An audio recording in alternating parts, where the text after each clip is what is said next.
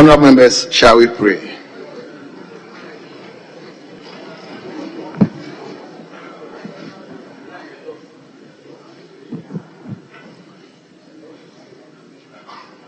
Almighty God, we humbly beseech thee to look with favor upon this Parliament of the Republic of Ghana. Grant that it may perform its high duty as in thy sight. Give divine guidance to the President of the Republic, endow members of Parliament and ministers of state with discernment and vision, integrity and courage, that through the labors of government this land and people may be well and truly served, and thy good purposes for the common human life be realized in our midst. O God, grant us a vision of our country, fair as it might be, a country of righteousness, where none shall wrong his neighbor, a country of plenty, where evil and poverty shall be done away with, a country of brotherhood, where all success shall be founded on service and honor shall be given to the deserving, a country of peace, where government shall rest on the will of the people and the love for the common good. Bless the effort of those who struggle to make this vision a living reality. Inspire and strengthen our people that they may give time, thought, and sacrifice to speed the day of the coming beauty of Ghana and Africa. Amen.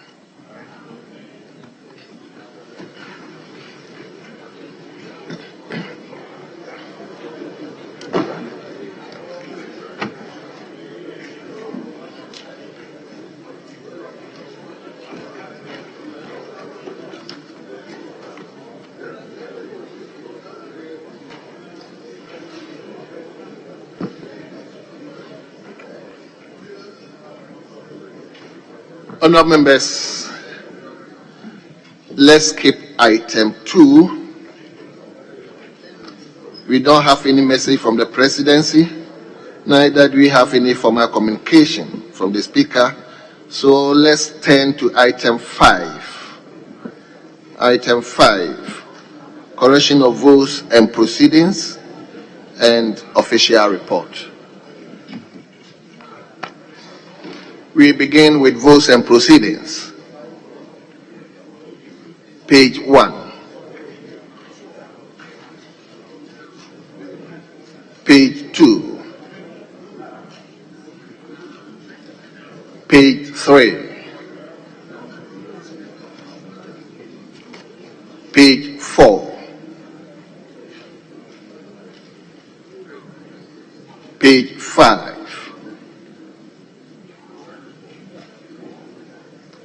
Page 6.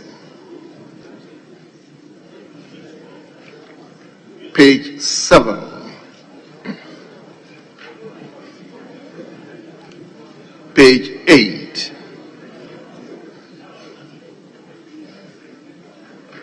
Page 9.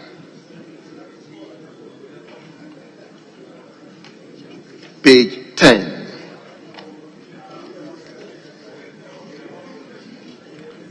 Page number, yes, honorable member for NABDA. Thank you, Mr. Speaker.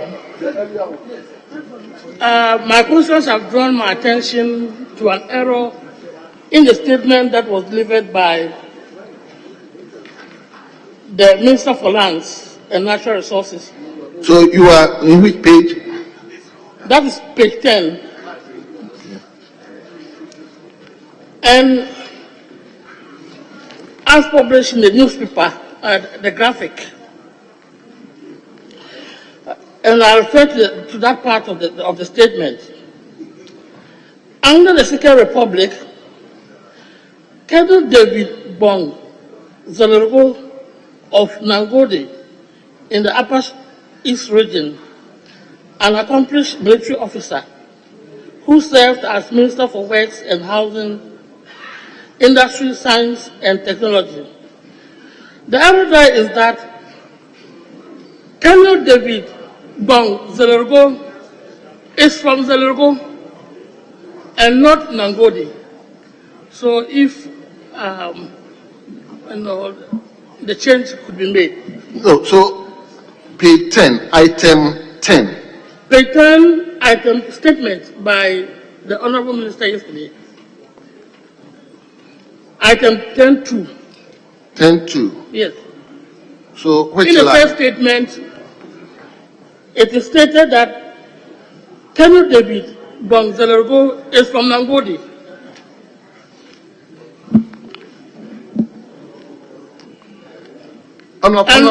Honorable Member, I'm not following you.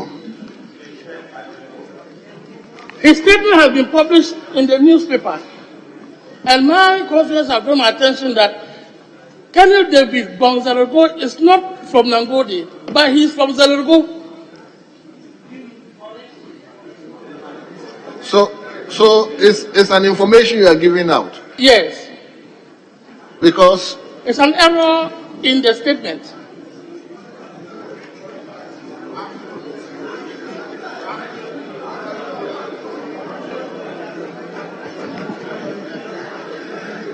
Yes, let me see whether Dr. Kremeta can.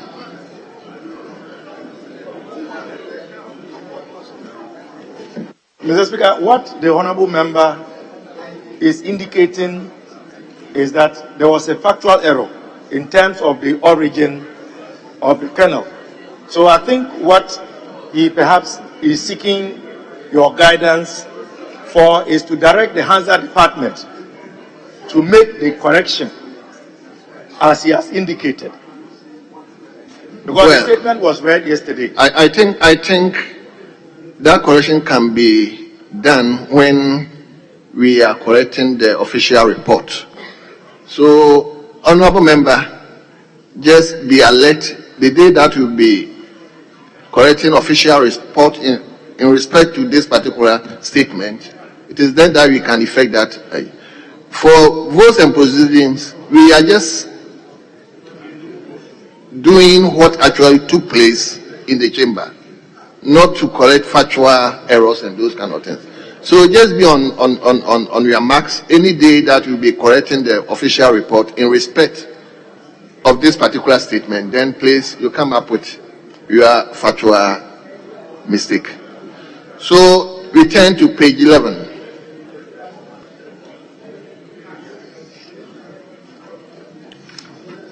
Page 12.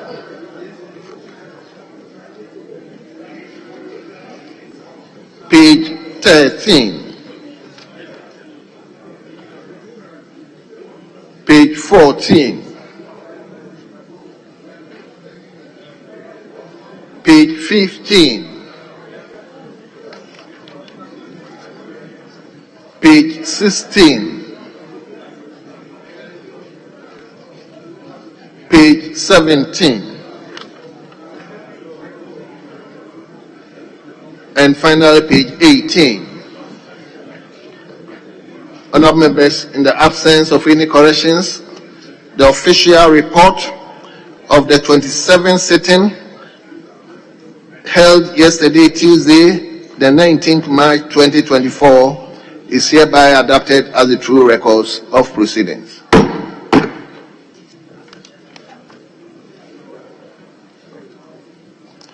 Honourable members, I have in my hands the 21st December edition of the official report.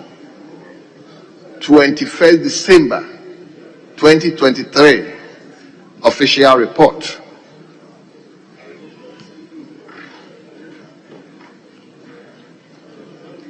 Honourable members, I take it again. 21st December 2023 official report.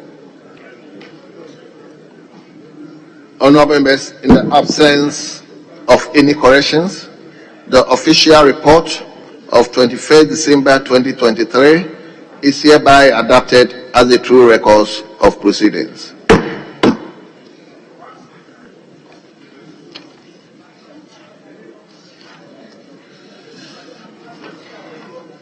Yes.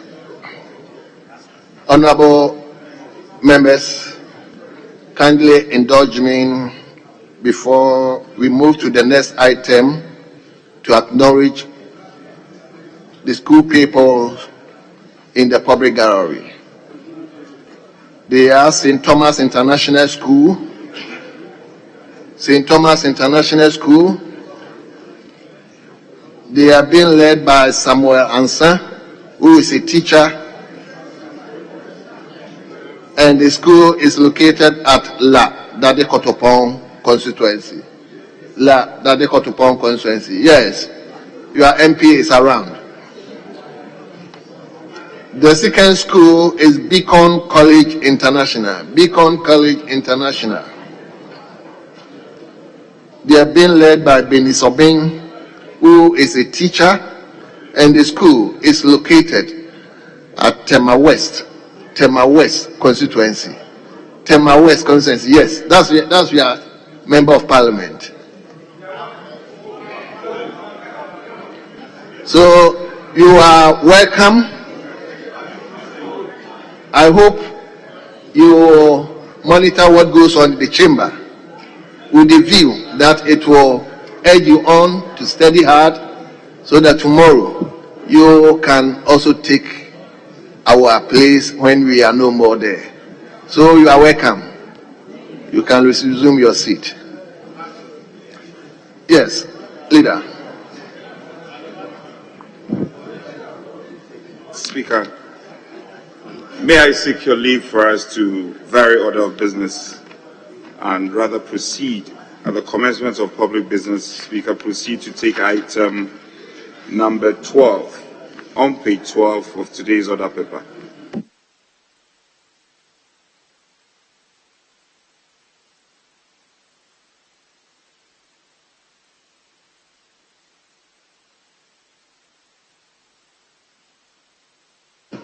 Honorable members, at the commencement of public business, come with me to page 12, item listed 12 in today's order paper.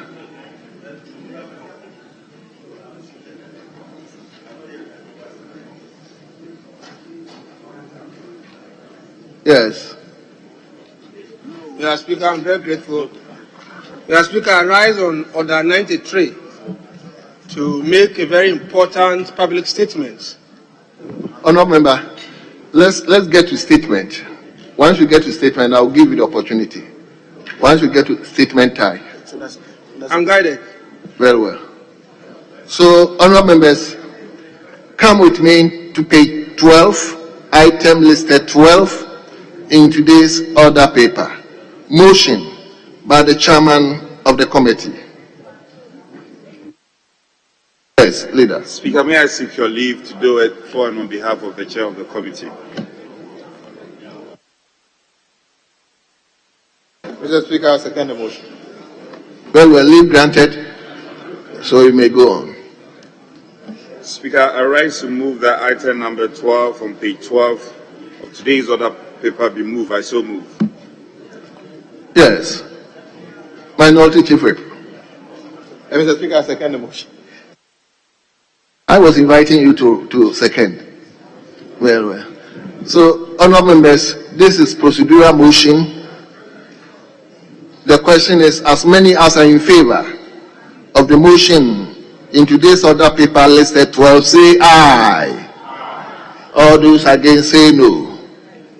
Honorable members, the ayes have it. The motion listed 12 in today's order paper is hereby adopted. Yes, motion 13. Speaker, I rise to move that this honorable has adopted the report of the Committee of the Whole on the proposed formula for the disbursement of the National Health Insurance Fund for the year 2024. And Speaker, permit me to present the committee's report and invite Hansa to do the needful while I limit myself to just some portions. Speaker, observation and recommendations. The authority informed the committee that it intends to allocate 2 million Ghana cedis as support to needy patients who are suffering from kidney diseases and undergoing dialysis treatment. According to the authority, the support will go a long way to cushion the poor and the needy who need dialysis service, but finds it extremely burdensome to pay for the costs of the service. While the committee commended the authority for the proposal, it however expressed concern that the accessibility of dialysis treatment in the country in general and suggested the urgent need to expand the treatment facility to increase access to the service. In the opinion of the committee, the amount allocated for this essential service is woefully inadequate and recommended for an increment of the budgeted amount for the dialysis support. Speaker, the committee noted that the authority intends, under promotion of health check wellness, intends to implement a health wellness package, which is an initiative of the Chief Executive Officer. Speaker, the initiative will allow subscribers of the National Health Insurance Scheme undergo basic vital checks on their birth dates. An amount of 3 million has been allocated for the exercise. The package is designed to offer NHIS members access to essential health assessments, which will potentially include vital checks such as blood pressure, heart rate, temperature, and others. Speaker, in conclusion, the committee, having thoroughly examined the distribution formula for the National Health Insurance Fund for the year 2024, believes that the formula has allocated fairly the resources across the various levels of health in line with government's objective to deliver accessible and affordable health care to all Ghanaians. The committee therefore recommends to the House to adopt this report and approve the sum of 6,872,340,000 Ghana cedi for the year 2024 in line with the distribution formula to enable the NHIA to undergo its activities earmarked for the year. Speaker, I respectfully submitted. I thank you. Yes. Honorable Minority Whip. Mr. Speaker, I thank you for the opportunity to second the motion as moved by the government whip and to make these few comments of my own. Mr. Speaker, indeed, we had the opportunity to meet the staff of the NHIL at here, and as a routine, we took them through the previous year's work, and I must say that they have done well. Unlike the other agencies, they came with the 2023 outing before coming up with the projection for 2024. Mr. Speaker, if you read paragraph 9.2 of the report, Mr. Speaker, this House is getting concerned.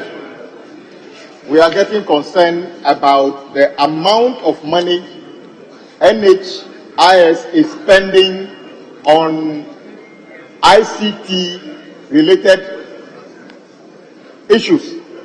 Mr. Speaker, in this formula, for 2024, almost 1 billion Ghana cedis is going to be spent on ICT-related items. Mr. Speaker, things like Claims Processing Center, 76 million. Biometric ID card authentication system, 405 million. Management information system, 343 million Ghana cedis. Telecare service platform, 30 million Ghana cedis. Claims data capture, 112 million Ghana cedis. Mr. Speaker, even Ministry of Communication, how much money do they spend on ICT and other things? Mr. Speaker, and this is not the first time. And we requested that the NHIS should conduct an independent audit of the system and report to Parliament. As we speak, Mr. Speaker, they have failed to do the audit and furnish Parliament. So, Mr. Speaker, the report is saying that yes, we gave them the opportunity to do this, and they have failed to do that. So we are saying Parliament should also institute their own audit into this. In the Parliament's budget, we have the ability to hire experts to guide us. Mr. Speaker, on what basis would this House be satisfied that an agency under a ministry spends almost 1 billion Ghana cedi on ICT? And Mr. Speaker, the one that is so amazing is that no one at NHIS is able to tell the name of one company who carries out these services. No one is able to tell us the name of one company who carries out the services that receive 400 million, sometimes 300 million, sometimes 200 million. Mr. Speaker, some ministries' budget in this House is just about 200 million. And an operation under an entity under a ministry is 1 billion, and we are not concerned. Mr. Speaker, I feel that we are the one, if we fail to do this audit and get to the bottom of it, for all you know, it's a legitimate expenditure. At the moment, there's not enough information to give us comfort that this expenditure is legitimate or otherwise.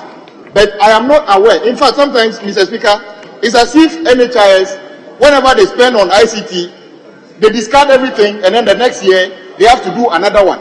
Every year, buying computers, every year, doing data connectivity and everything, Mr. Speaker, I think there's something wrong with it. So, Mr. Speaker, I am really concerned about the amount of money NHIS spends on ICT-related things.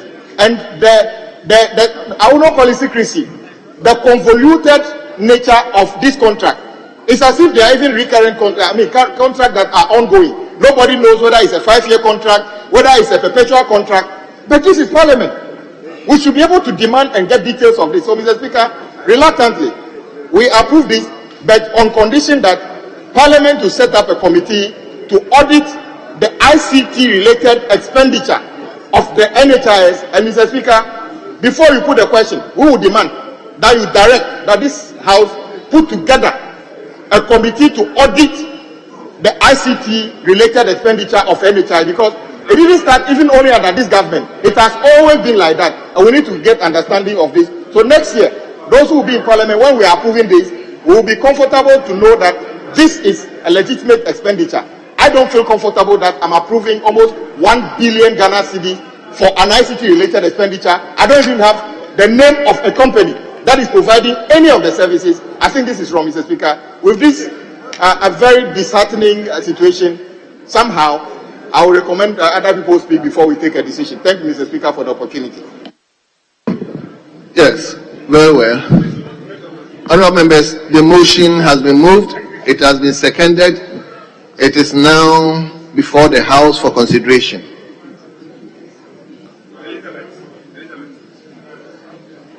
Yes, Honourable Ranking Member for Health. Thank you, Mr. Speaker, for the opportunity to support the motion itemized 13 on today's order paper.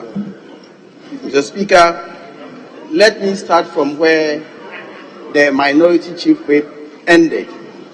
The Speaker, at the Committee of the Whole, we unanimously agreed that a committee, an ad hoc committee, must be constituted to probe the issues of IT at the National Health Insurance Scheme. And this is very important, and Mr. Speaker, I pray that this ad hoc committee will not be business as usual. We constitute committees in this House and they never see the light of day. I pray, given the sensitive nature of this particular issue, when the committee is constituted, and Mr. Speaker, at the Committee of the Whole, names were presented to that effect, and that when the committee is constituted, we will all do our work as expected.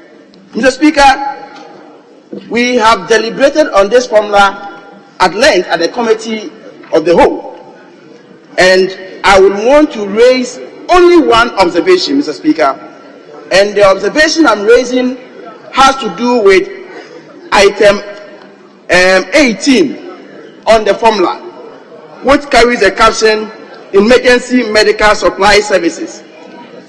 Mr. Speaker, there is an agreement between the Ministry of Health and Zipline, And Mr. Speaker, Zipline is a company carrying out this emergency medical supply services.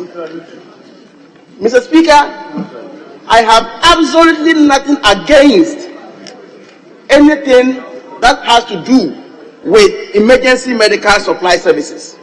But Mr. Speaker, I have everything against the provisions in the agreement. Mr. Speaker, there are provisions that stipulate that whether we fly a drone or not, Ghana must pay. That's a take or pay clause. And this is a take or pay clause.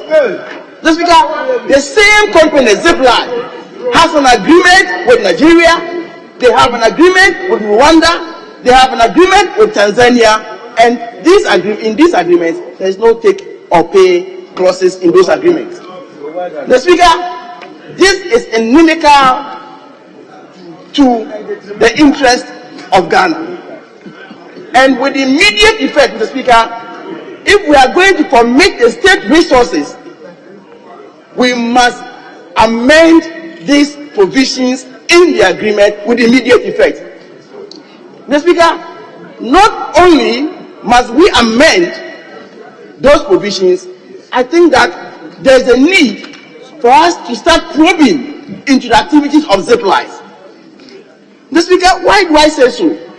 Mr. Speaker, if you can recall, when the issue of Zipline came on the floor of the House, somewhere 3rd December 2018, the impression that was created to Ghanaians was that the state was not going to bear the financial burden.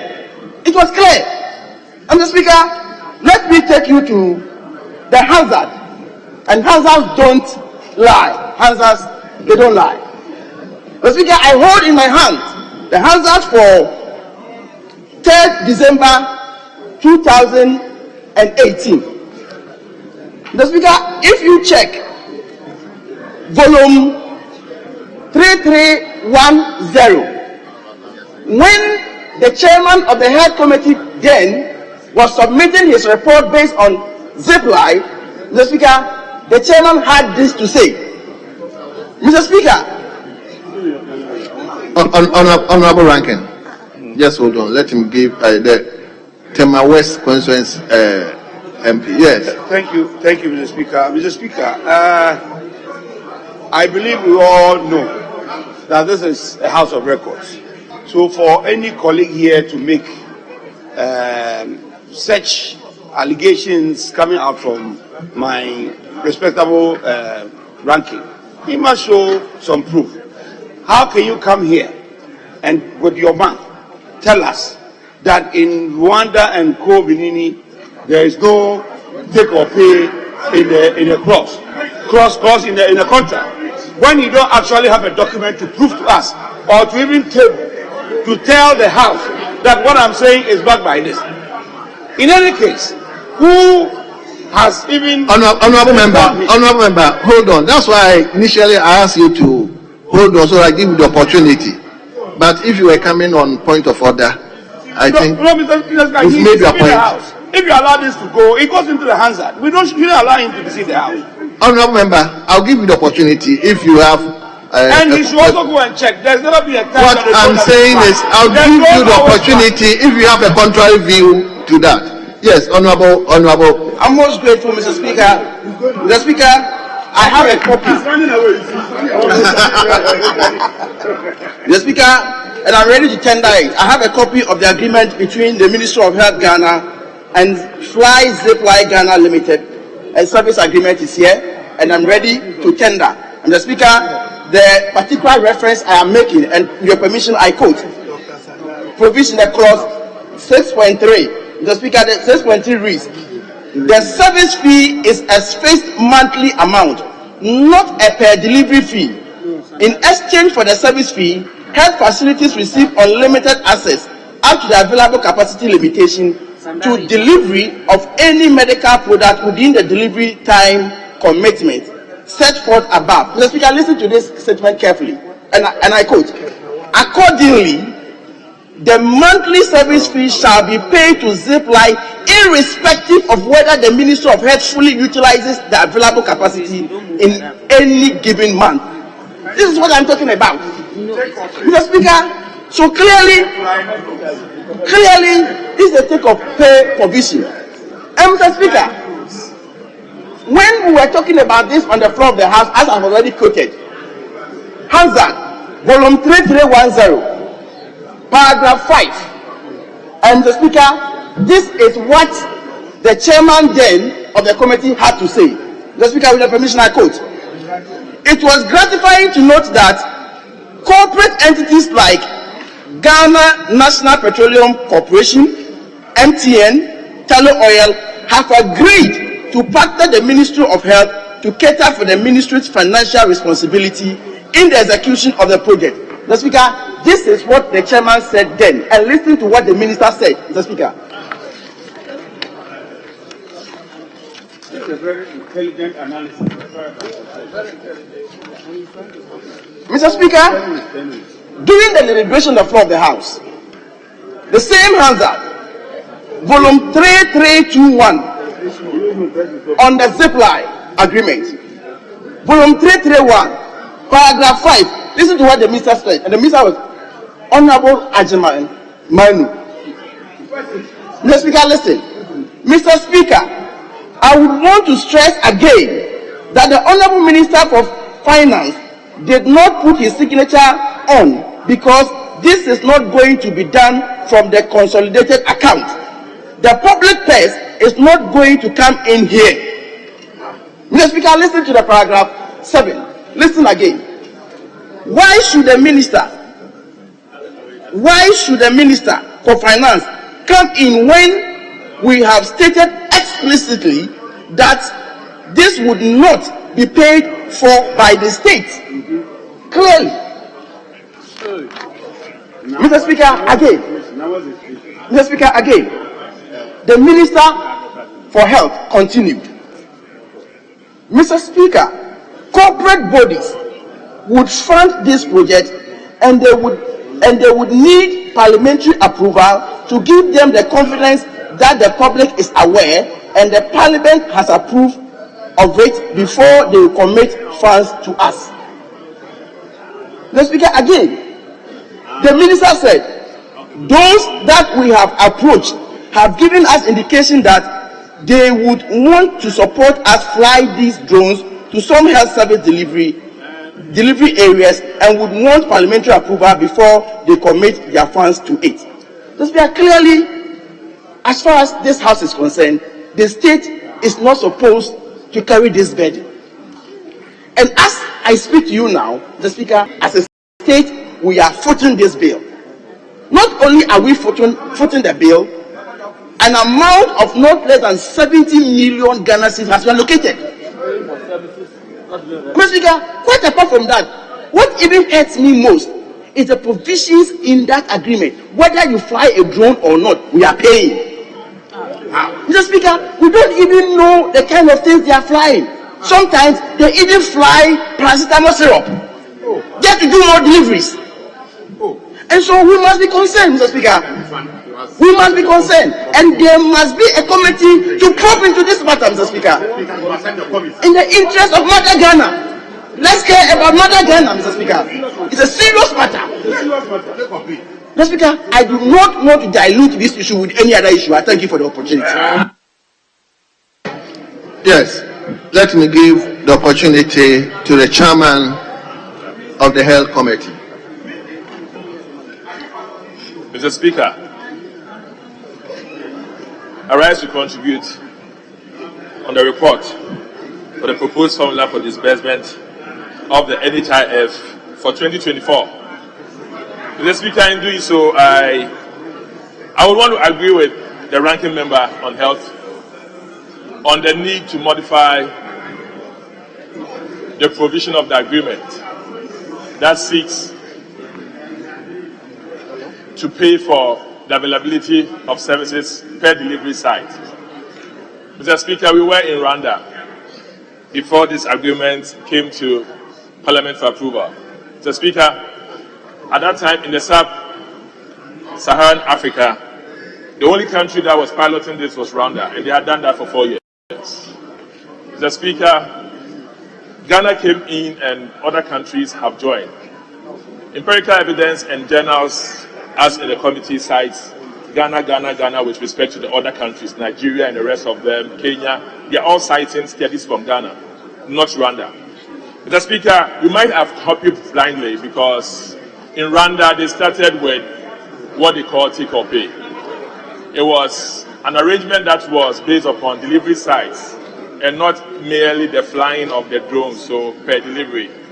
As of last year, July, Rwanda made a new agreement with Zipline, and that is going to be per delivery after practicing it for about 6 years.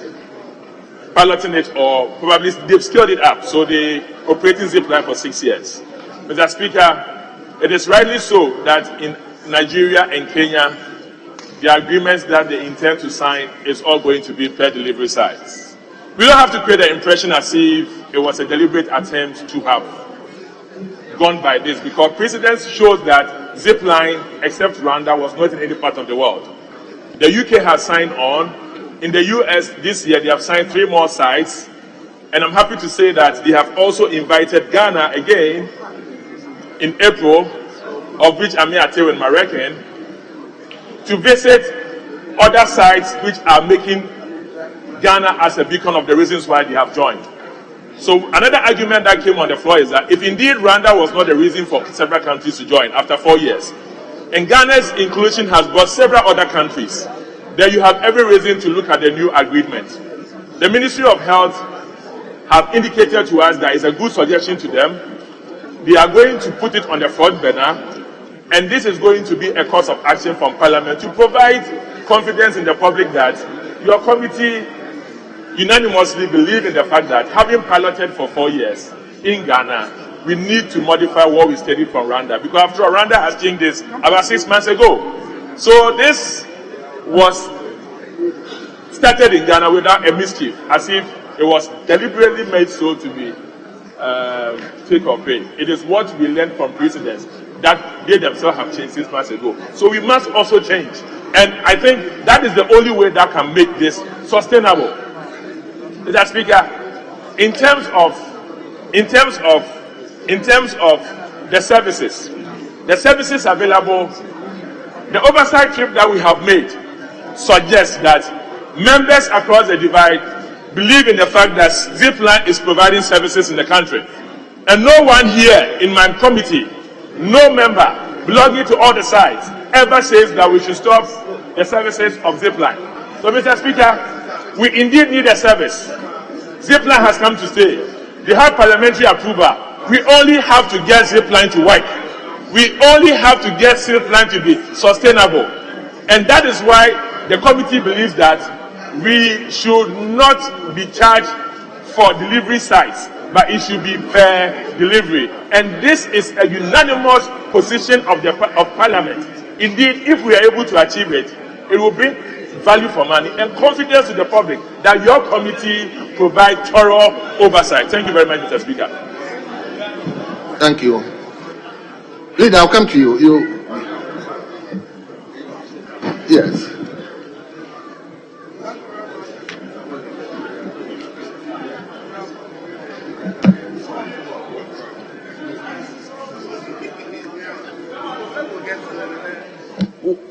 That one was a point of order. Then let me go. Okay. If my friend has a document, he must submit it to you.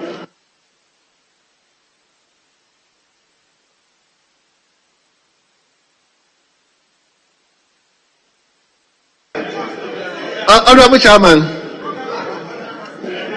You are out of order. Chairman. You are out of order, Chairman. Yes, Honorable Eric Opoku. Thank you very much, Mr. Speaker. Mr. Speaker. Mr. Speaker. Paragraph 2 of the report, point number 64, talks about investment over the period 2023, and it states that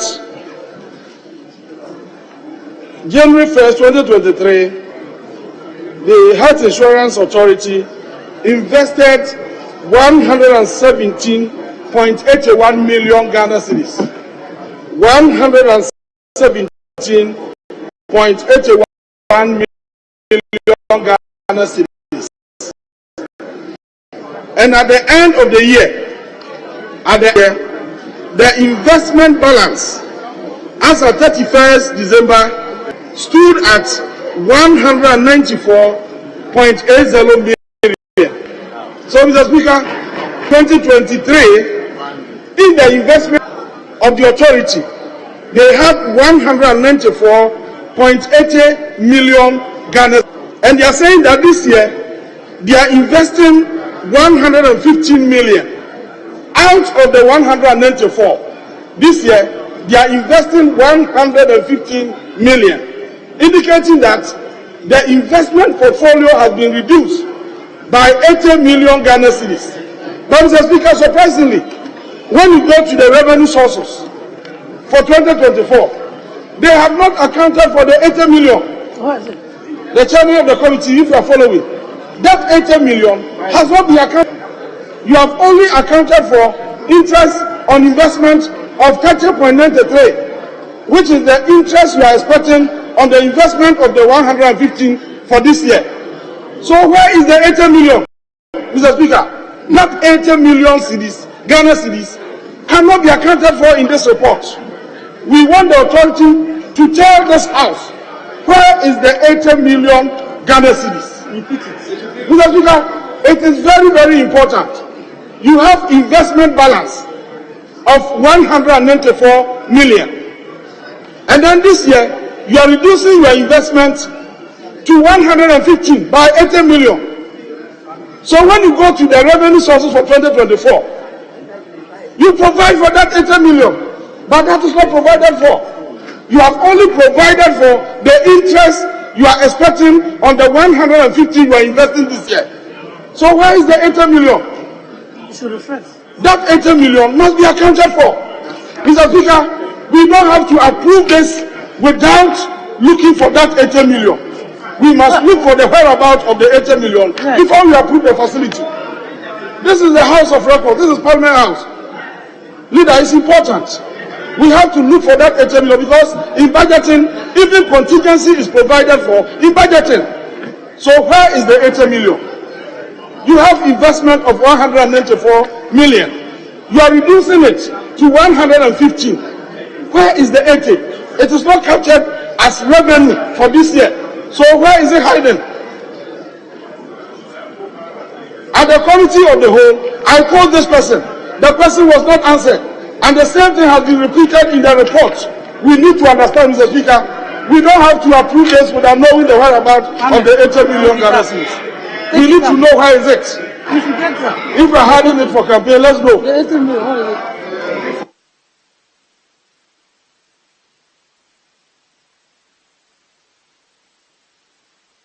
Thank you very much, Right Honourable Speaker. Right Honourable Speaker, on this last day of Parliament, I thought would have been rising on a very happy note. Mr. Speaker, reading the contract between the government of Ghana and Zipline, Mr. Speaker, it saddens my heart. And for me, that is what this House ought to be interested in. Contrary to the assurance, Mr. Speaker, I quote His Excellency the Vice President, Dr. Mahmoud Baumia Al-Haji, in the month of Ramadan, the 10th day of fasting, Mr. Speaker. The Minister of Finance is also happy to know that Ghana is doing this through corporate social responsibility. We are not going to do it on the budget of the government. Baumia said. Mr. Speaker, we were assured here in this chamber that the Zipline agreement or contract will not have a financial burden as far as the budget is concerned. Mr. Speaker, I have the contract here. I have the contract here. And this is the principal contract. As you can see, Ministry of Health, Ghana, and Fly Zipline Ghana Limited, service agreement. Mr. Speaker, not only are we paying for what you call capacity charges, and capacity charges by intent of whatever you define it means take or pay. Mr. Speaker, I refer to 6.6, page 16. Interest on late payment. Interest. Ministry of Health will pay annualized interest at the lower of 22%. Wow. And the maximum amount allowed by law on any overdue amount. Oh, Mr. Speaker, this is a complete rip-off. This is a complete scandal. This is a PDS in the making. This is an SML in the making. This is an Ameri in the making. This is an Ajapa in the making. This scandal is turning to be the mother of all scandals. Mr. Speaker, and I am scandalized beyond imaginable proportion as far as this contract is concerned. Mr. Speaker, I beseech you, I implore you, I appeal to you to constitute a committee of inquiry without delay to investigate this scandalous agreement and report to this House within a specified period of time. Mr. Speaker, we cannot allow the taxpayers' money to be shared like granules, to be shared like kelewele. This is a contract that beats conscience. Mr. Speaker, from the taxpayer will not contribute, we move to capacity charges. Now, beyond capacity charges, we've moved to interest payments. And the interest payment is 20% per annum, compounded at dollar rate, Mr. Speaker. The effective interest, when I calculated it, is about 29%. Mr. Speaker, I want to plead with members of the majority side. For the first time, let's put our differences aside. This is not even a political issue. And I know my good friend, Honorable Anodompre, a man of integrity, a man of substance, a man who believes in Ghana. Let's reject this agreement together. Please, let's reject this agreement. Because this ought to be done. So that they would go and renegotiate the agreement. And the chairman of the Health Committee agrees that Uganda did not do that, Nigeria did not do that. What is so special about Zipline that as for Ghana, we have to be paying take or pay or what you call capacity charges? Mr. Speaker, on this very sad and melancholious note, on this very, very innocuous agreement that Dr. Bawa has pushed us into, Mr. Speaker, I wish to rest my case and only pray that if the minority will not join us, the people of Ghana will do the needful on the 7th of December by jettisoning this party out. Thank you very much, Right Honourable Speaker.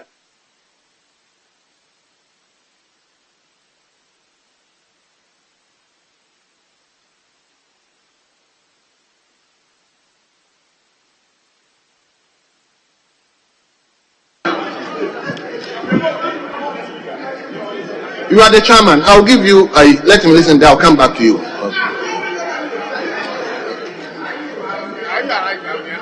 So, chairman, just listen to all of them. I'll give you the final. Mr. Speaker,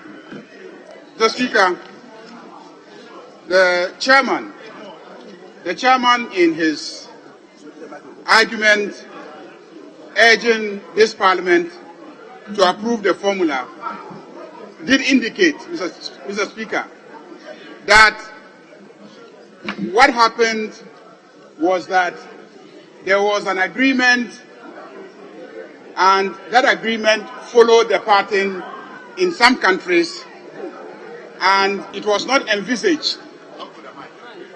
Yeah, I'm speaking to the mic. It was not envisaged. The sound, there's a problem. It was not envisaged, Mr. Speaker, that we will be paying from public funds.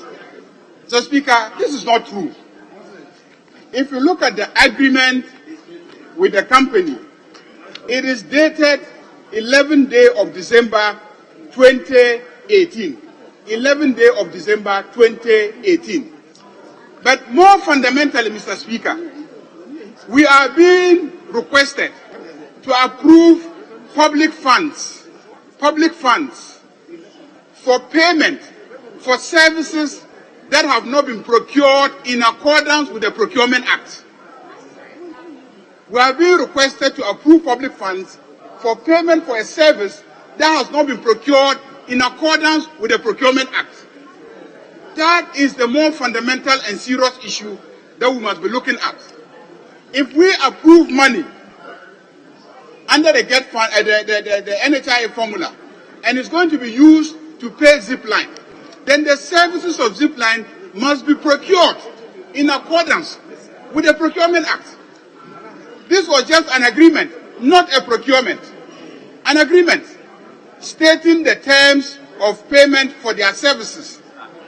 Their services have not been procured. And once they have not been procured in accordance with the Procurement Act, we cannot be seen approving public funds to be used to pay for those services. The initial understanding was that they were entering into this agreement with Zipline, then they will use resources to be mobilized from the private sector, corporate Ghana, to pay for the services. That wasn't an ordinary procurement matter. And so you could enter into an agreement like that, get parliamentary approval for the agreement, and then go and obtain private sector financing for the services. But now that we have migrated to payment from public funds, then we must go through a proper procurement arrangement. And I think that if we approve this money and we use the money to pay Zipline, we'll be breaching the Procurement Act of Ghana.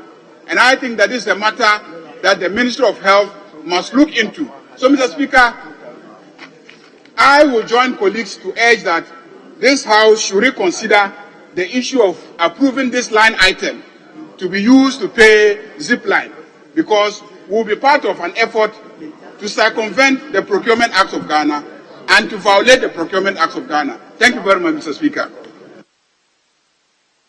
Let me take the last one, then. Mr. Speaker, let me thank you for the opportunity to contribute to the motion for the adoption of the report of the Committee of the Whole on the National Health Insurance Formula.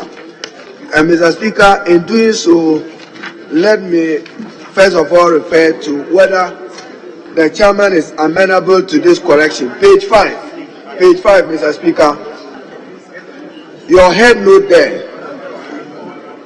Introduction of dialysis support. Introduction of dialysis support for the needy. For the needy. Whether the chairman will accept that it should read introduction of dialysis support for chronic renal patients. You are a medical doctor. Your head note there should read introduction of dialysis support for chronic renal patients instead of just saying for the needy. That's page 5, Mr. Speaker. And then, Mr. Speaker, to speak to that matter before I come to other matters. Mr. Speaker, when Parliament is called upon to introduce this formula and to approve sums of money for various interventions, we must be responding to national needs and national emergencies. In the country today, whether it's Kolebu Teaching Hospital or Komfo-Anokye or Wa or Tamale or Bolga Hospital, there is a national emergency of the absence of dialysis centers across the country, not in good state. We have an opportunity as Parliament to allocate money for the purpose of saving lives and saving persons who may be suffering from dialysis. Mr. Speaker, I do not think that the amount of 2 million cedis is enough, particularly when you consider the corporate social responsibility allocation of the same authority of 30 million Ghana. At least an amount of 10 million should be set aside for purposes of supporting interventions related to dialysis, whether in Accra, Kumasi, Tamale, Wa or Bolga. Then the Committee on Health must follow up and ensure that subsequent to an actual studies, those facilities are built to save lives. This is better than spending money on a zip line that you don't have value for money. And on the Zipline, we are asking for a forensic audit and asking that it be subjected to proper procurement. Then, Mr. Speaker, may I refer you to page 6 of your committee's report, Mr. Speaker, paragraph 9.3. Mr. Speaker, in that report, this is what the committee is reporting to this House. It reads, the committee bemoaned the situation where adjustment and additional allocations are made to the fund without the requisite parliamentary authorization. Mr. Speaker, are we going to sit aloof for this to happen? Monies are appropriated without recourse to the Public Financial Management Act, without recourse to the Constitution. And what we do is for a report from the committee to come and tell us that even though an amount of 2,760,000,000 was allocated, they ended up spending 4.532 billion. Mr. Speaker, that means this fund is a candidate for public accounts. So we are waiting for the wrong to be done. Then we refer to public accounts and say they misappropriated. And we are proudly, as a committee of parliament, saying that Parliament did not give this approval. So if Parliament did not approve it, Mr. Speaker, who approved of this expenditure? That begs the Public Financial Management Act, and that begs Parliament's authority for expenditure authorization and control of the budget. You cannot have 2.7 billion increase to 4.5 billion without parliamentary approval, and you are comfortable with it as a committee's report. I have a difficulty with that. Mr. Speaker, I'm referring you to page 6 of the committee's report, in particular paragraph 9.3, and Hansa should capture it for emphasis. I'm quoting it. The committee observed that, then the rest of the words, that amount of funds allocated to NHIF formula in the 2023 formula increased from 2.760 to 5.432, representing a percentage increase of about 64%. Mr. Speaker, this is not financially acceptable. Part of the obligation of Parliament is to ensure value for money. Then, Mr. Speaker, I refer you to page 7 of the same committee's report, page 7. It reads, and I quote again, paragraph 9.4. And Mr. Speaker, look at how much money we are spending on silos. The committee noted that National Health Insurance plans to purchase 3 million Ghana cards at a cost of 245 million. Ghana card, NHIA, wants to spend money to purchase Ghana card. In which country? In which country? Then why do you have a Ghana card? NHIA. Mr. Speaker, read paragraph 9.4 well. That the committee plans to purchase 3 million Ghana cards at a cost of 245 million for children. Why are we purchasing Ghana cards for children? The state is already undertaking and sponsoring acquisition of Ghana cards. Then a state institution, instead of harmonizing the data, wants to spend money to buy data. Why? Doesn't have National Health Insurance do a biometric? Then Ghana card biometric, and you want to spend 245 million to buy Ghana cards for children. We need more answers from the National Identification Authority and the health insurance. I do not think that this state resources is being spent well. Then, Mr. Speaker, on the matter of IT infrastructure, and Mr. Speaker, that will be my conclusion. Everywhere in the world, you can spend money to build your IT infrastructure, but must you repeat the same expenditure every other year, whether it's e-pharmacy or whether it's a call center, whether it's emergency supply services as in Zipline? You are going to spend, as was observed by the Honorable Whip, 1 billion Ghana cedis on IT infrastructure. And Mr. Speaker, it's important that we conduct a forensic audit, 1 on Zipline and 2 on the IT infrastructure of NHIA, in order to ensure value for money. You cannot every year spend 80 million on IT. The following year, 80 million on IT. Then, Mr. Speaker, another figures I like to draw your attention to, and I conclude. Page 3. Item V, donor funding. And Parliament and this committee must be careful. When you are putting money from donors, do you know the exchange rate? Do you know the exchange rate today? You know. Do you know the exchange rate tomorrow? Just as you didn't know the exchange rate yesterday. So you are getting money from donors, Mr. Speaker, and in paragraph V, they are talking about the authority expects to receive a total amount of 96 million from donor partners in 2024. For you say, you are saying 14.6. If it is US dollars, say so. Say so. Because when you quote 14 million and the exchange rate balloons, what would we have appropriated as a house? So careful. Your donor funding, I would think that is designated in dollars. Keep the dollar to save yourself. Other than that, if we approve these numbers for you and there are exchange rate differentials tomorrow, who will account for it? If tomorrow the dollar gets to 14.5, will you have the same amount we are appropriating and saying that this is what you expect from donor? Other than that, you expect shortfalls. So, Mr. Speaker, with this comment, I think that they should agree that we do some audit to ensure value for money with the Zipline thing, and then investigate their IT infrastructure and the amount of money invested in it. I thank you. Yes. Speaker, let me thank colleagues for the observations made, and particularly observe that if colleagues will remember, at the Committee of the Whole, yes, Speaker, before you put the question, at the Committee of the Whole, concerns about the costs involved in ICT investment came up strongly. I recall last year, it was same matter. And it was we on this side who raised the matter. Hansard will bear me out. We raised it. It was corroborated by our colleagues.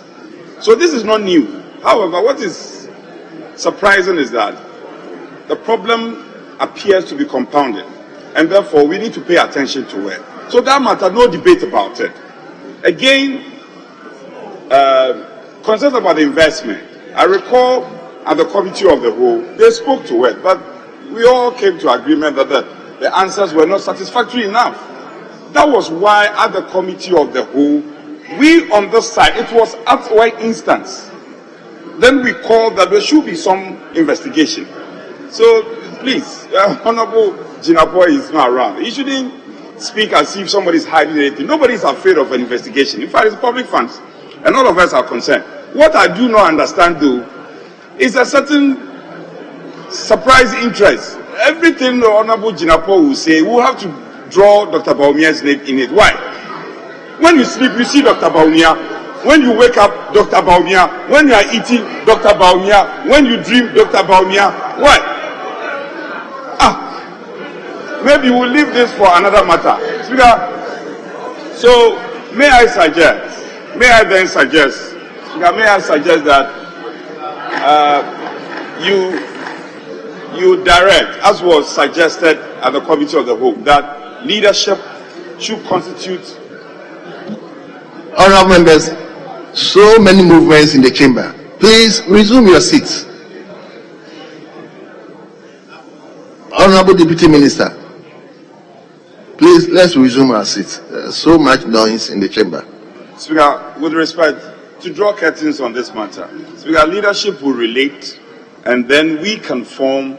I recall the leader of the House has suggested a 7-member committee and the terms were defined. We will investigate on the ICT investment, and then of course the other investment apart from the ICT investment. Then we'll report duly to the House. Speaker, if it pleases you, if you may very well. Consequential directions. Honourable members, at the conclusion of the debate, as many as are in favour of the motion listed 13 in today's order paper say aye. All those against say no. Honourable members, the ayes have it.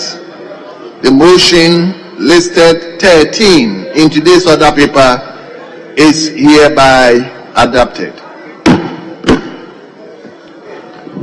Yes, leader. Yes, Mr. Speaker, I agree with you on that. But a few colleagues made a request for the setting up of the committee.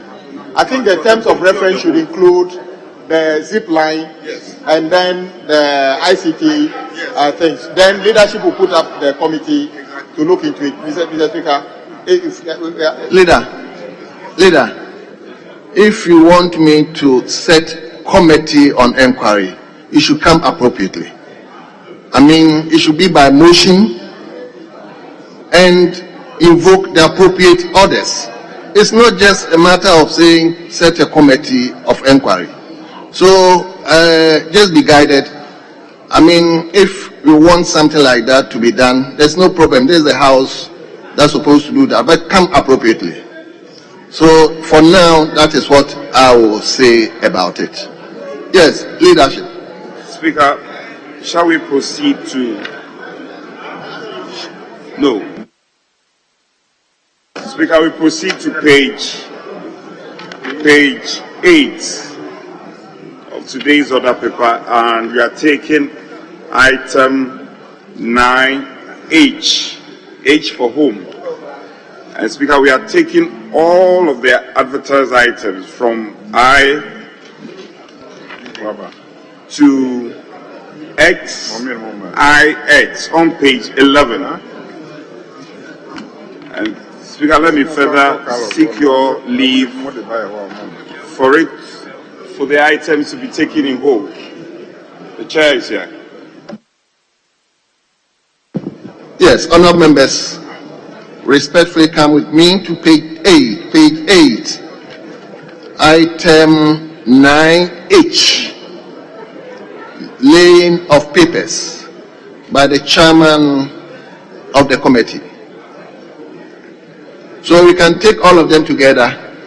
So take all of them together so that we...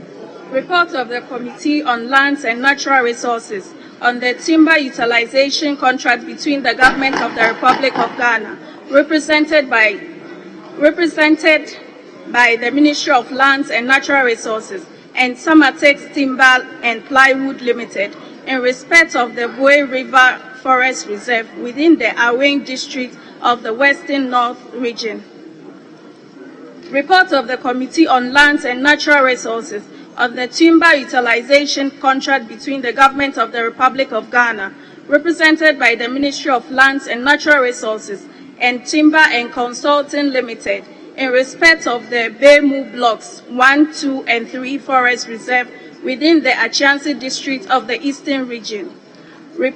Report of the Committee on Lands and Natural Resources on the timber utilization contract between the Government of the Republic of Ghana, represented by the Ministry of Lands and Natural Resources, and Samatex Timber and Plywood Limited, in respect of the Angobin Forest Reserve within the Wasi Amenfi Central District of the Western Region.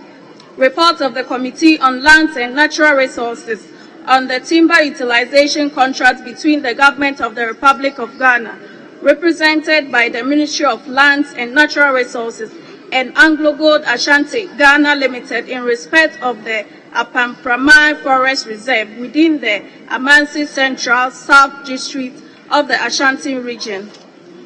Report of the Committee on Lands and Natural Resources on the timber utilization contract between the Government of the Republic of Ghana, represented by the Ministry of Lands and Natural Resources, and Timber and Consulting Limited, in respect of the Brimu Extension Forest Reserve within the Brimu South District of the Eastern Region. Report of the Committee on Lands and Natural Resources on the timber utilization contract between the Government of the Republic of Ghana, represented by the Ministry of Lands and Natural Resources, and Logs and Lumber Limited, in respect of the Sui River Forest Reserve within the Boidi, Seshi Yoso, and Seshi Akuntumbra District of the Western North Region. Report of the Committee on Lands and Natural Resources on the timber utilization contract between the Government of the Republic of Ghana, represented by the Ministry of Lands and Natural Resources, and Logs and Lumber Limited, in respect of the Aboneyuri Forest Reserve with the Asunafo South District of the Ahafo Region. Report of the Committee on Lands and Natural Resources on the timber utilization contract between the Government of the Republic of Ghana, represented by the Ministry of Lands and Natural Resources, and MF Timax Company Limited, in respect of the Bia tributaries North Forest Reserve within the Bia East District of the Western North Region. Report of the Committee on Lands and Natural Resources on the timber utilization contract between the Government of the Republic of Ghana, represented by the Ministry of Lands and Natural Resources, and Rashid Company Limited, in respect of the Mempesu Forest Reserve within the Doma municipality of the Bono region. Report of the Committee on Lands and Natural Resources on the timber utilization contract between the Government of the Republic of Ghana, represented by the Ministry of Lands and Natural Resources, and RK Prepara Company Limited, in respect of the Mempesu Forest Reserve within the Doma municipality of the Bono region. Report of the Committee on Lands and Natural Resources on the timber utilization contract between the Government of the Republic of Ghana, represented by the Ministry of Lands and Natural Resources, and Joe Ade Company Limited, in respect of Mempesu Forest Reserve within the Doma municipality of the Bono region. Reports of the Committee on Lands and Natural Resources on the report of the Committee on Lands and Natural Resources on the timber utilization contract between the Government of the Republic of Ghana, represented by the Ministry of Lands and Natural Resources, and Ken Royal Timbers, in respect of the Mempesu Forest Reserve within the Doma municipality of the Bono region. Reports of the Committee on Lands and Natural Resources on the timber utilization contract between the Government of the Republic of Ghana, represented by the Ministry of Lands and Natural Resources, and Ayipa Wood Company Limited, in respect of the Foam Headwaters Forest Reserve within the Busumi Frehu District of the Ashanti region. Reports of the Committee on Lands and Natural Resources on the timber utilization contract between the Government of the Republic of Ghana, represented by the Ministry of Lands and Natural Resources, and QPEX Limited, in respect of the Suhuma Forest Reserve within the Seshi Akuntumbra District of the Western North Region.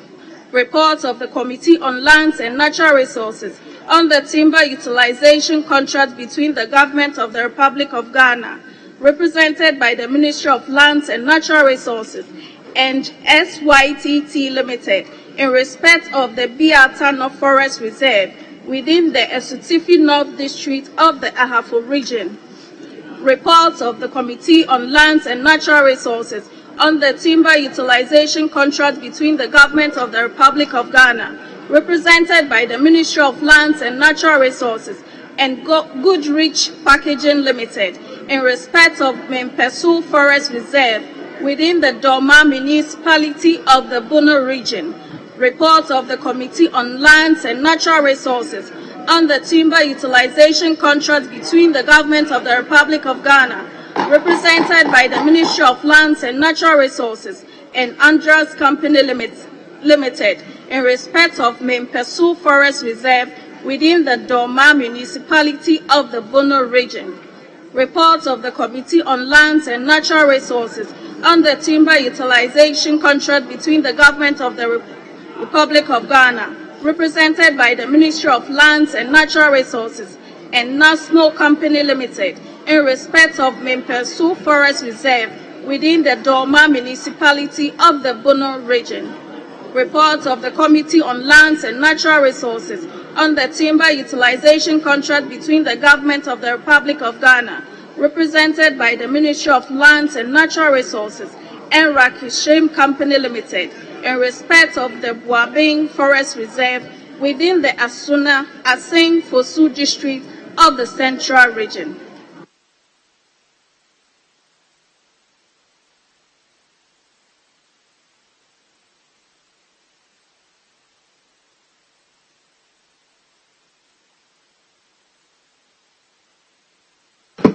Honourable members, the report of I,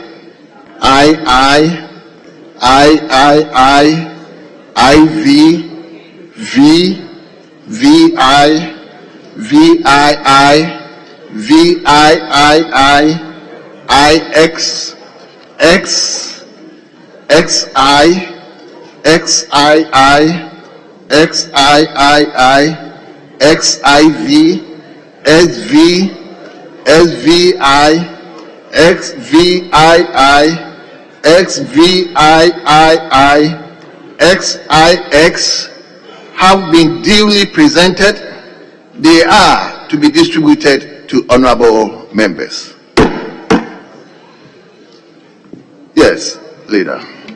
Speaker, may I come under Order 262 to move this House to, through leadership, to constitute a 7-member ad hoc committee to investigate and report to this House within a space of 2 months concerns of the line budget on ICT and general investment as a fallout from discussion in considering motion on the approval of the formula for the National Health Insurance. I so move.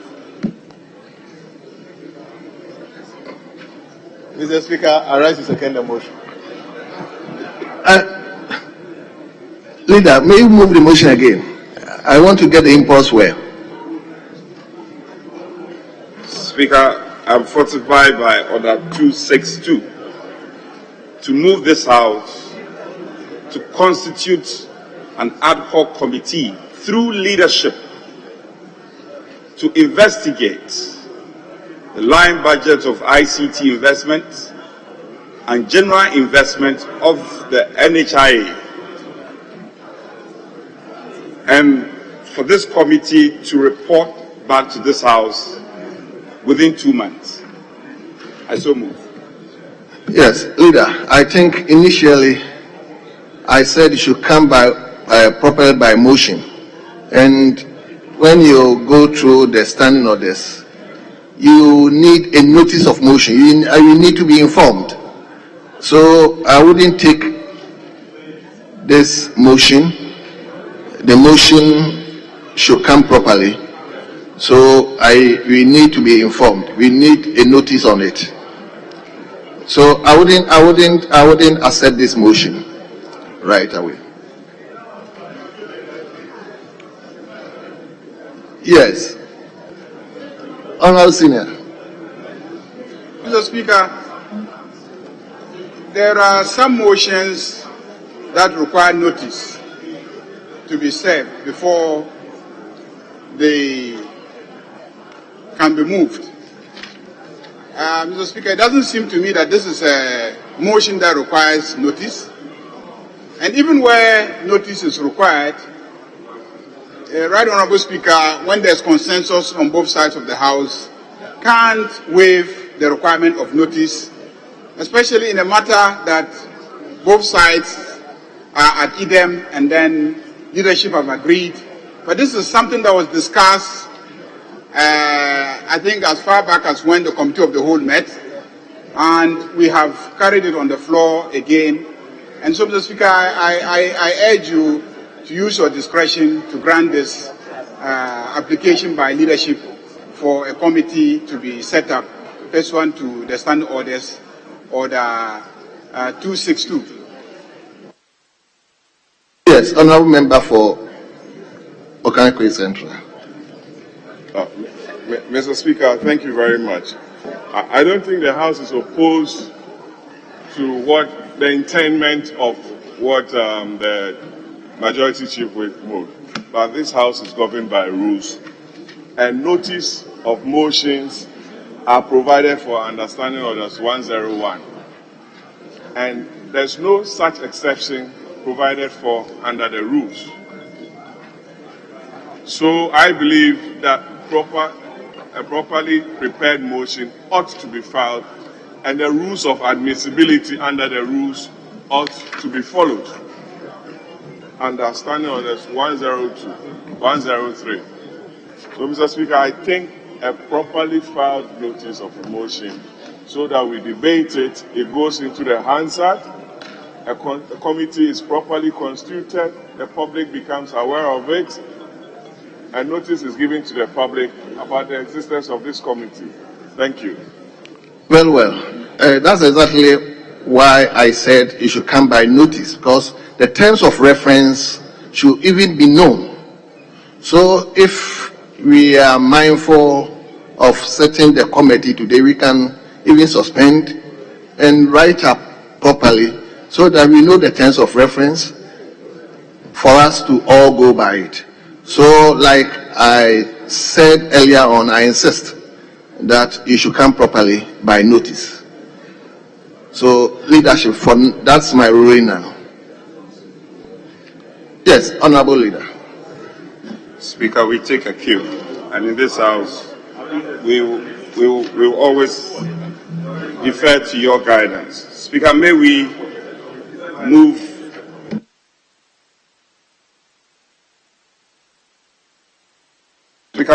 on to order paper addendum and take business on the order paper addendum with your leave. Yes, minority leadership. Mr. Speaker, we accept your ruling on the motion, and we accordingly would quickly put a motion together and bring it today, because it's an urgent issue that cannot be left to the next. So we'll do as you directed. Okay. Yes, I agree with my colleague that we agree to take the order paper addendum, and provided the committee members are here, we can take those things. Very well. Honorable members, let's turn to order paper addendum. Order paper addendum. Motion by the Minister for Transport. Yes. Who is doing that?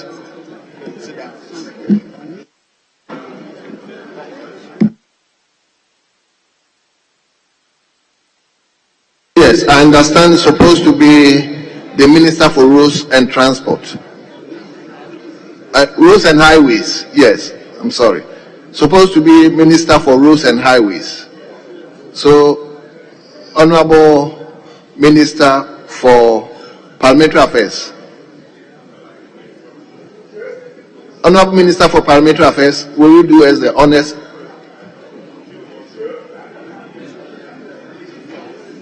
Honorable Minister for Parliamentary Affairs, will you do as the honest by moving the motion for and on behalf of your colleague? Oh, the Deputy Minister is here. Oh, very well, very well. I'm sorry. Speaker, may we seek your leave for it to be done by the Deputy Minister? Very well. Honorable Deputy Minister for Roads and Highways. Thank you, Mr. Speaker. Mr. Speaker, I rise in connection with item number 2 on today's order paper addendum that the National Roads Authority... Honorable members, start with 1. Motion 1 first. Motion 1. Thank you, Honorable Speaker. Right, Honorable Speaker. I rise in connection with motion number 1 on today's order paper addendum that notwithstanding the provisions of Standing Order 104(1), which require that a motion shall not be debated until at least 2 sitting days have elapsed after the notice to move the motion is given, the motion for the second reading of the National Roads Authority Bill 2023 may be moved today. Thank you, Mr. Speaker. Very well. Yes, the chairman of the committee. Mr. Speaker, I second the motion. Very well. Honourable members, this procedural motion, all those in favor of the motion say aye. All those against say no. Honourable members, the ayes have it. The procedural motion is adopted. Yes, Honourable Deputy Minister, you can now move the motion listed to. Thank you, Mr. Speaker. Mr. Speaker, I rise again in connection with item number 2 on today's order paper addendum that the National Roads Authority Bill 2023 be now read a second time. Thank you, Mr. Speaker. Yes, honourable members, the motion has been moved. The chairman of the committee, you may second it and present the committee's report. Mr. Speaker, I rise to second the motion. In doing so, I would like to present your committee's report. Mr. Speaker, the bill was laid in the House on Wednesday, 6 December 2023 by the Minister of Roads and Highways, and subsequently was referred to your committee to consider the bill. Mr. Speaker, your committee met with the minister and officials from the ministry to go through the bill. And Mr. Speaker, after spending enough time considering the content of the bill, I would like to present the committee's report, and I will urge the Hazard Department to capture the report as being read in its entirety whilst I focus on a few portions of the report. Mr. Speaker, the purpose of the bill for the National Road Authority Bill 2023 is to establish the National Road Authority as a unified body responsible for the planning, development, maintenance, and management of the national road network in the country, and to provide for related matters. Mr. Speaker, paragraph 5.0 talks about the provision of the bill, and in the bill we have in total 60 clauses. Mr. Speaker, I will move to the justification of the bill. Paragraph 6 of the bill talks about the justification of the bill. Currently, Mr. Speaker, the road sector is plagued with several challenges and limitations. The existing lack of coordination and separate mandates among the various agencies have led to duplication of effort, lack of maintenance culture, inconsistent standards, as well as project delays. Mr. Speaker, in view of this, the committee comes into conclusion and believe that the National Road Authority Bill 2023 need to be considered by the House, and based on that we have attached a number of amendments to the report for the House consideration. Mr. Speaker, I so present.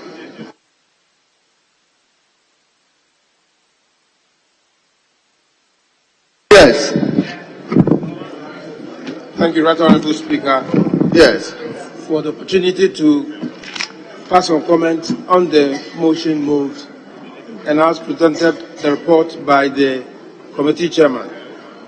Mr. Speaker, the Road Authority Bill is basically to give force and to ensure that all various sectors, agencies responsible for the maintenance, the construction of roads, and all involved in road situations are brought together under one umbrella.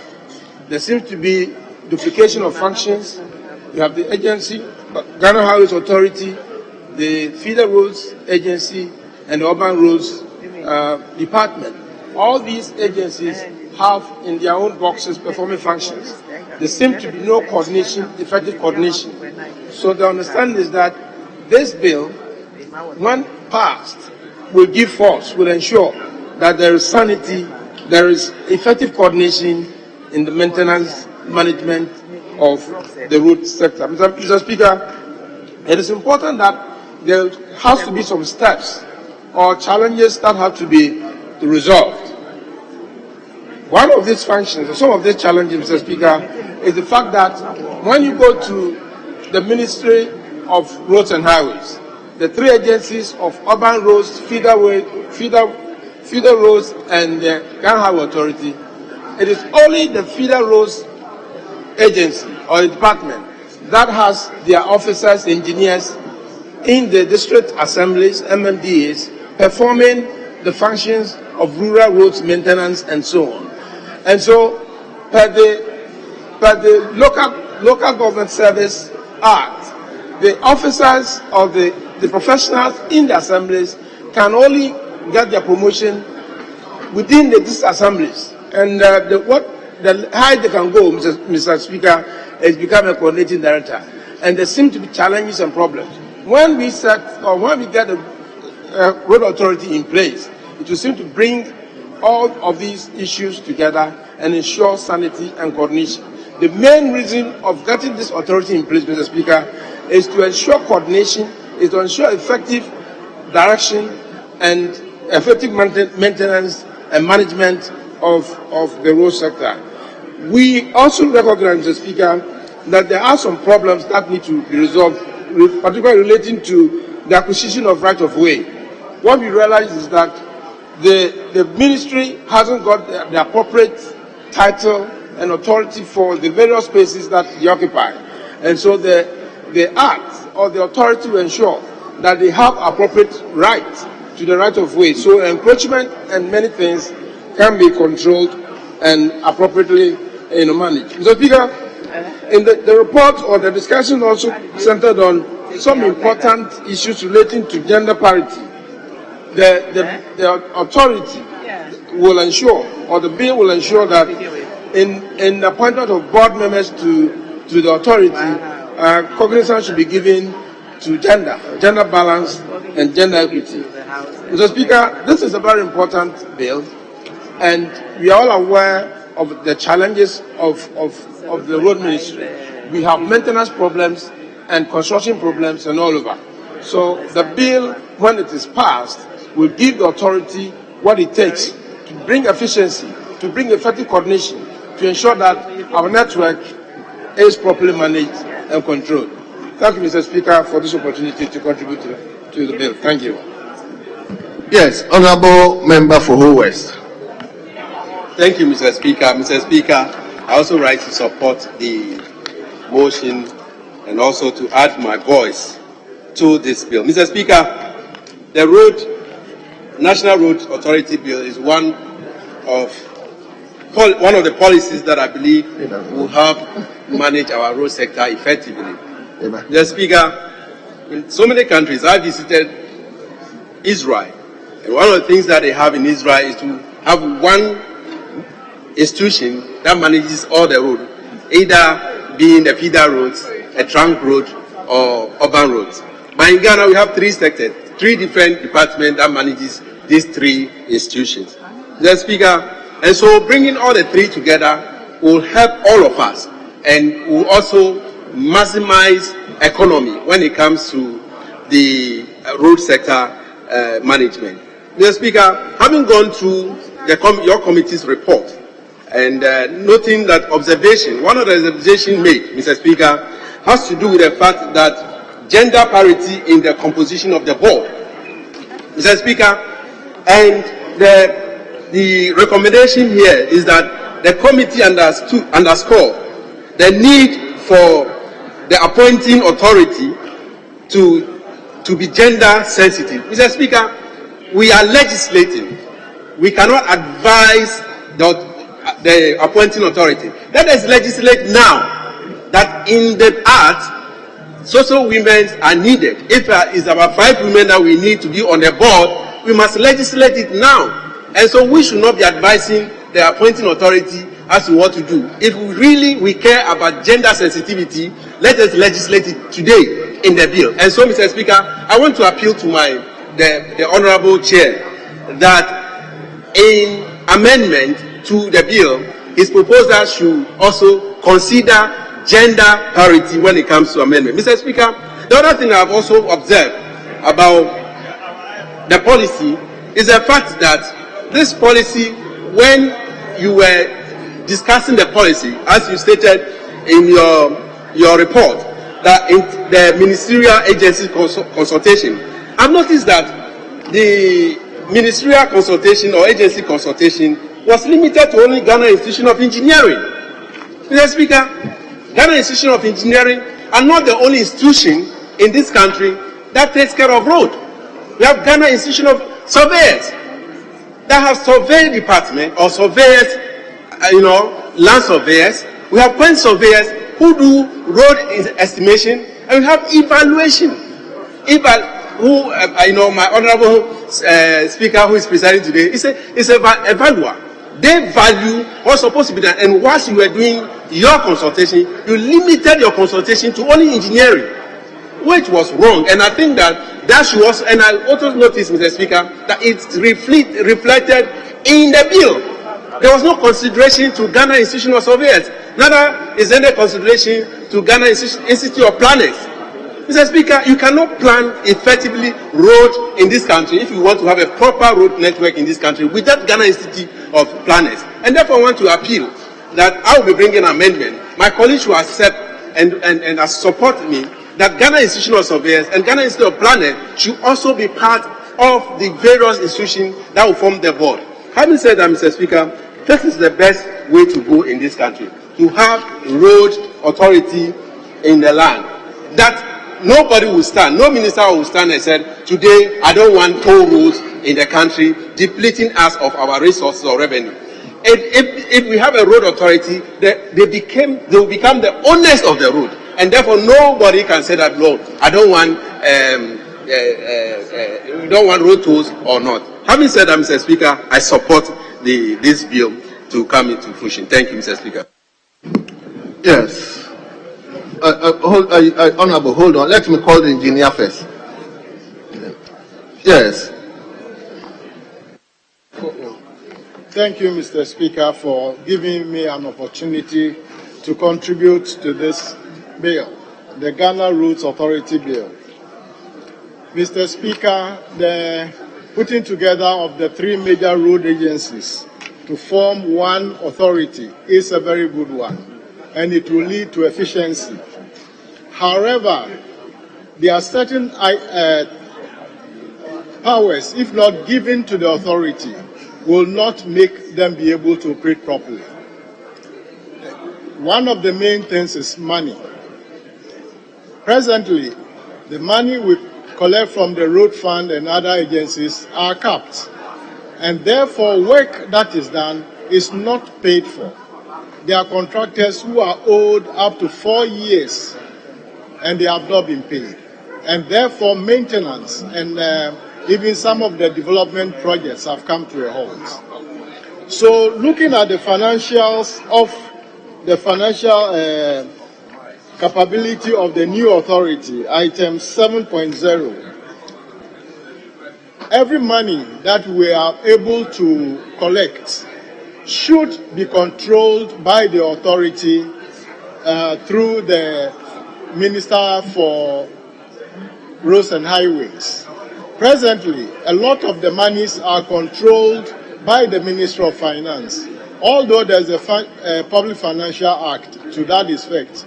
But because of competing needs, most of the monies get diverted to other places. And road construction, road maintenance is a very expensive operation. Although the benefits we get from it, you don't see it directly. But when you take in terms of the time saved through traveling, Saturday I was coming from a funeral in Pandai and passed through in Kwanta. The road between Pasa and Kwanta, which should have taken 1 hour, took us, we had to use 3 hours to go on it because the road has become so bad. So these are some of the benefits you get from repairing these roads, but then we don't see it directly. Apart from that, there are trucks which are broken down on the road, trucks which are carrying yams to the urban centers, that is Po, Hohoi, and Accra. And because of the time they waste in transit, they end up losing some of the yams, they get rotten. in the end, they put the cost of the rotten yams on the cost of the good ones, so that the price really shoots up.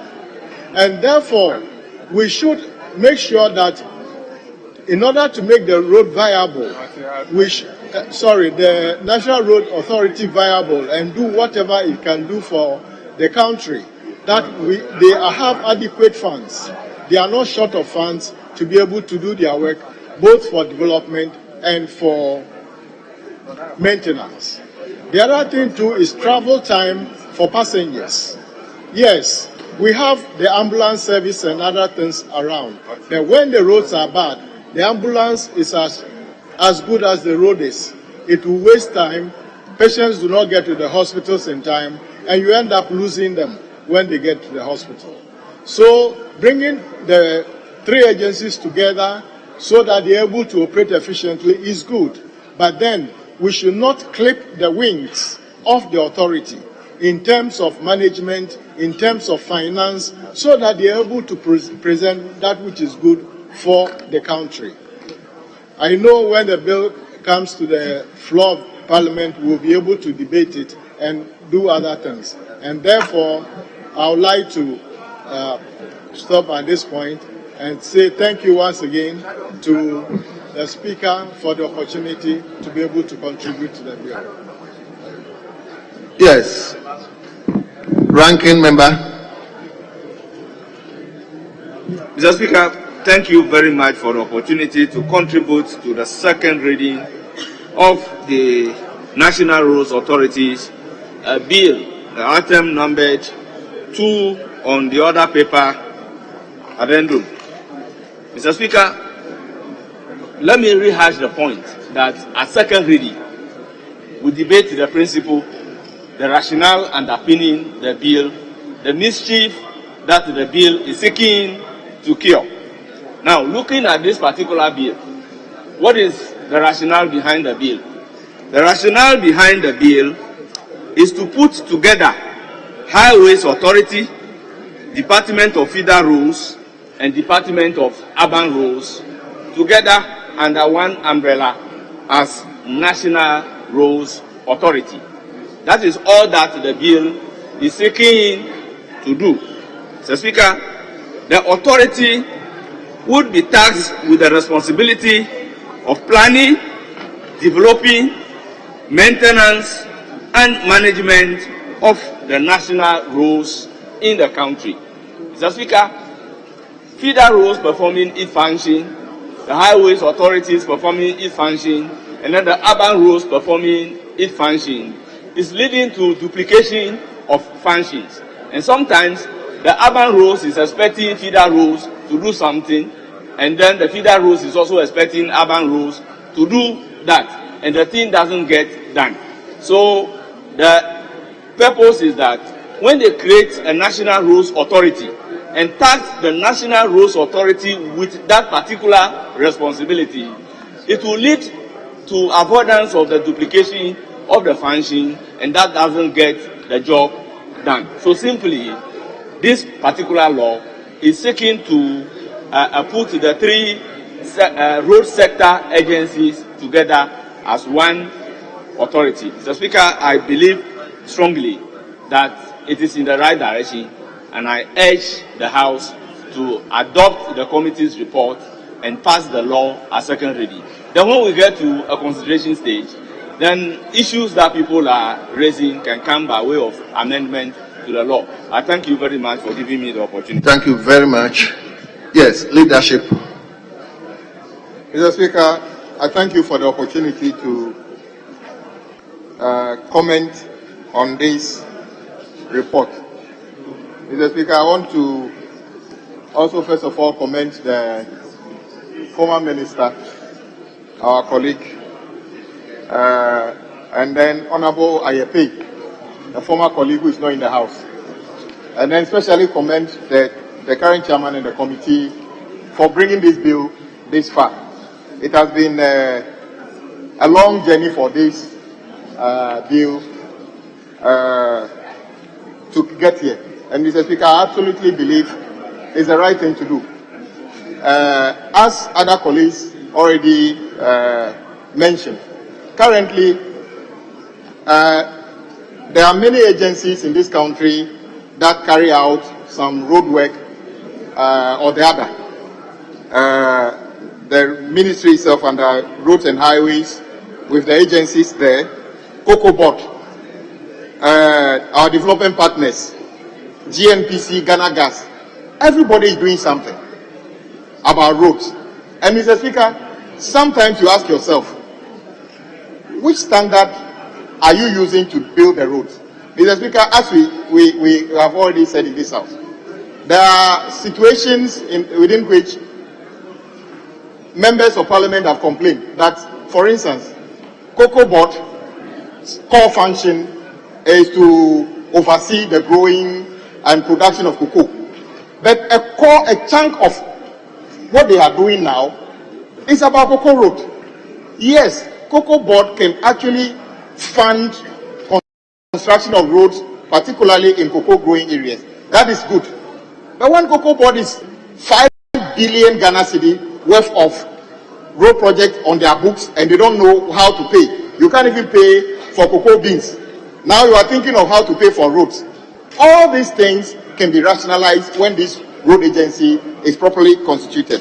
Mr. Speaker, I cited a document produced by our former colleague, and it's quite scary, where he attempted aggregating the quantum of money we have committed to road. That is just the commitment. We don't even have the ability to pay. 97 billion Ghana cedis. In 2016, the entire appropriation bill was just about 50 billion. Today, one ministry and the agencies' commitment on road sector is 97, and it's a growing figure. They pay some, then it comes back because every day certificates are coming in, they are paying some. So and sometimes the minister probably wouldn't even be able to comprehend how much money he needs to be able to set aside to pay for roadway, because everybody is doing something. This agency, if well constituted and we all craft the law in a proper way, would make sure that at any time the person responsible for road should be able to know what is happening in Ekwe, whether it is under Ghana Gas or anything. And Mr. Speaker, the other thing is about planning. During the discussions about this, it was surprising to note when people were criticizing the ministry for what is happening, for instance, along the Spintex road. The ministry believes they have a right of way. So in the future, Spintex road, maybe from Flower Pot all the way to Spintex road, should have been dual carriage. Only for a local assembly to go and rezone the right of way and give it to commercial commercial activities. So people should build a shop. So the day the ministry has got money to do the dual carriage, the right of way doesn't exist. The ministry is not even aware of that, because the local government people are doing their own things, and then the ministry is also sitting somewhere. Mr. Speaker, for instance, currently you will see that in some places they are building roads, and before you realize, maybe let's use whom, I don't know whose constituency is it, in a cave. Then a politician are going to put a very big signboard of himself in a cave. So you have built a road for safety. Now somebody's signboard is impeding the view of an oncoming vehicle. Then accidents happen. Nobody is asking whose job is it to make sure that people can use the road safely. I think this road safety or road authority, that is their job to be able to do. Mr. Speaker, the third point. In this country, they will tell you when they are building feeder road, the width is different. The makeup of the road is different. The finishing is different. Urban road has their own standard. Highways have their own standard. Whose job is it to standardize and make sure that the specifications are all right? I think this will be the job for this. But lastly, Mr. Speaker, somebody should be able to evaluate and say that the total length of good roads we have in this country is equal to a certain amount of money. So that instead of going to say you are borrowing money from somewhere to do road, we can say that the road is also an asset. So if we build road and it's in good condition, it's an asset. So we can say that this is the road, it's worth, let's say, $10 billion. We want to expand it so we can leverage on a certain portion of it to build more roads instead of going to use another collateral somewhere like cocoa or something like that. Mr. Speaker, we can all reduce all those things into this law so that the issues about road are within our control. Because currently, Mr. Speaker, we have borrowed so much that currently we have reached that, we are choking on debt. And the demand for road is increasing ever than before. So I think this is a very important bill. And I will encourage every member of parliament to pay attention, because it's not merely a road matter. It's an issue that touches on everything. And as long as roads are important issues for all members of parliament and our constituents, we should pay attention so that we craft a law that actually does not interfere with the work of other state institutions, but make it easier for the law to be able to be implementable. Otherwise, Mr. Speaker, we'll be doing something that will not be in good sense. So, Mr. Speaker, this law, if passed, will deal with standards, planning, maintenance, management, and I believe it will be something that I believe will be one of the finest laws that this parliament can pass, and we're proud of it if we all put our head to it. So, Mr. Speaker, I recommend to colleagues to continue to support it when it comes to consideration. Let's all pay attention that we can create a law that works for us all. Thank you very much, Mr. Speaker. Thank you so much. Yes. Honorable Minister, once the leadership has spoken, Speaker, the leadership has spoken, so I can't give you the opportunity. I would respect, if you permit me. Come again. I wish to yield to the Deputy Minister. The Western Region Minister is also up there.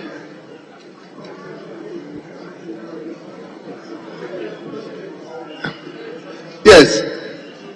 Honorable Minister, Deputy Minister, if you may wind up after listening to members. Mr. Speaker, may I take this opportunity to thank the House for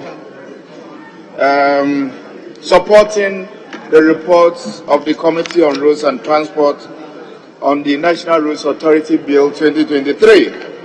Minister, in doing so, let me also thank the chairman and the committee members for the time they spent in winnowing the bill. And a special mention must be made of the former Minister for Roads and Highways, the Honorable Kwesi Amakwata, for sponsoring this bill to the House. Having said that, I think a lot has been said about the advantages of the bill. We all know that when a bill comes, it is to cure some defects. And this bill will go a long way to enhance the Ghana roads network in the country. Thank you, Mr. Speaker. Well, honorable members, at the conclusion of the debate, the question is, as many as are in favor of the motion listed 2 in today's order paper addendum, say aye. All those against say no. Honorable members, it's obvious the ayes have it. The motion is carried. An act to establish the National Roads Authority to plan, develop, maintain, and manage the road network in the country and to provide for related matters. Honorable members, the National Road Authority Bill 2023 has been read a second time.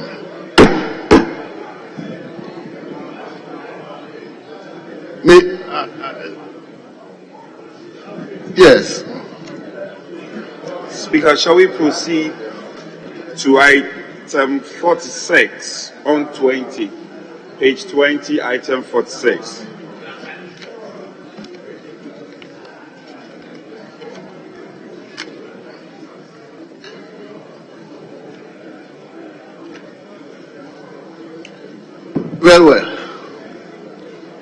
Well. So, minority leadership? Mr. Speaker, we are in agreement. We did the consideration the last time, so I think this is just the third reading of the bill, so we can go ahead with this.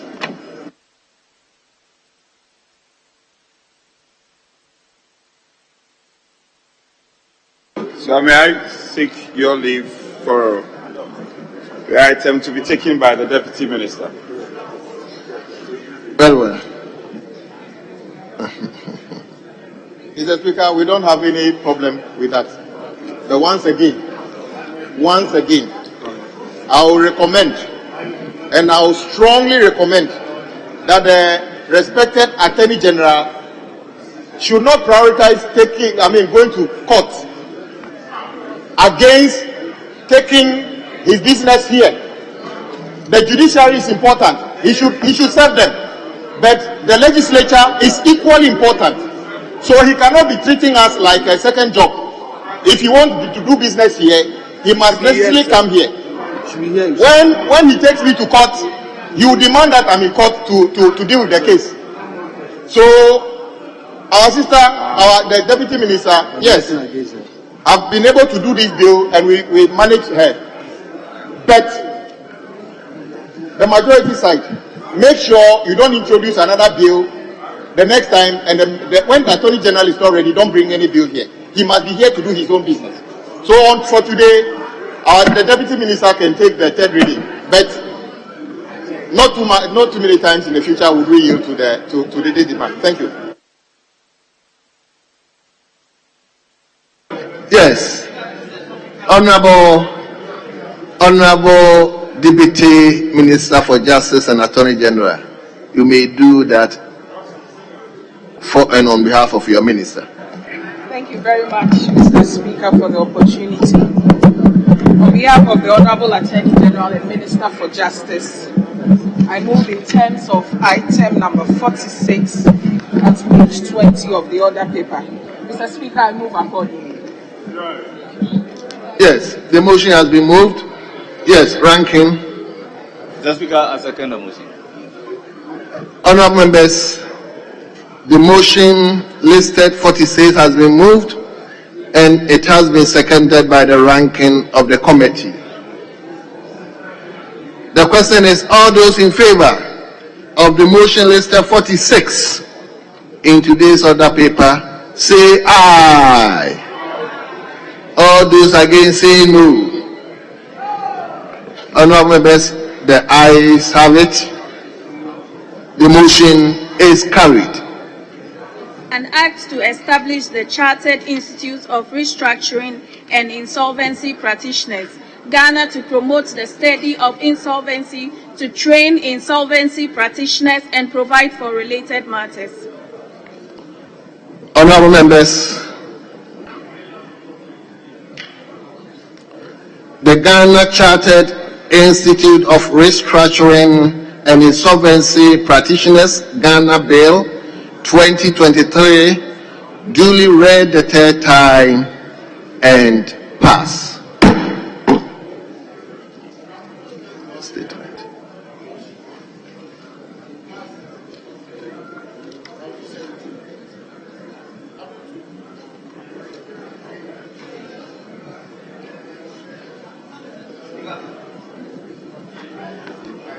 Yes.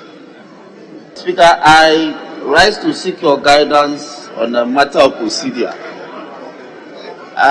We have just passed the Ghana Insolvency Act. Is it a bill that we can remit to the office of the President? Would they accept it? Would they accept this one, Mr. Speaker? Just for Honourable member, I don't think you are putting this question for me to answer. Mr. Speaker, I'm guided. Very well. Honourable members, I'm inviting the member for Navrongo Central. Member for Navrongo Central, is he here? Yes. And this is it the 6th or the 7th tribute that we are paying in memory? Within a week, we are paying in memory of a former member of the House. So a tribute in honor of Honorable Mark Owen Woyongo, former Minister of State and former member of Parliament for Woyongo Central. Honourable Member, the floor is yours. You may now read the tribute. Thank you, Mr. Speaker. Tribute to Honour Mark Owen Woyongo, former Minister of State and former Member of Parliament for the Woyongo Central, by myself. Thank you, Mr. Speaker, for the opportunity to pay tribute to a former member of this House and the former Minister of State, Honourable Mark Owen Woyongo, who passed on the 17th of January 2024 at the Bank Hospital in Accra. Mr. Speaker, Honourable Woyongo was born on the 9th of June 1946 in Nayania, Karania, in the Woyongo of the Upper East region. Mark Woyongo was a quiet, gentle boy who only concerned himself with his spiritual and educational life and never got himself into trouble. Mr. Speaker, Honourable Mark Woyongo had his primary and middle school education in the Woyongo and attended the Trudem Secondary School for his secondary education. He further pursued his professional program in journalism at the Ghana Institute of Journalism. He pursued other courses at Ghana Institute of Management and Public Education, JIMPA, management courses at Carnegie Institute in London, financial management course at JN Consult, and senior executive course at MDP. Mr. Speaker, Honourable Woyongo started his working life as a people teacher and later as a reporter.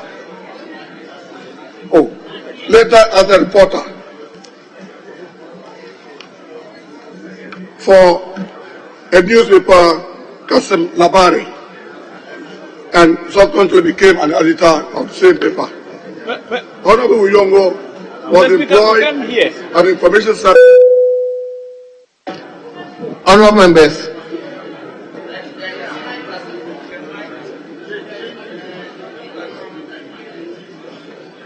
hello.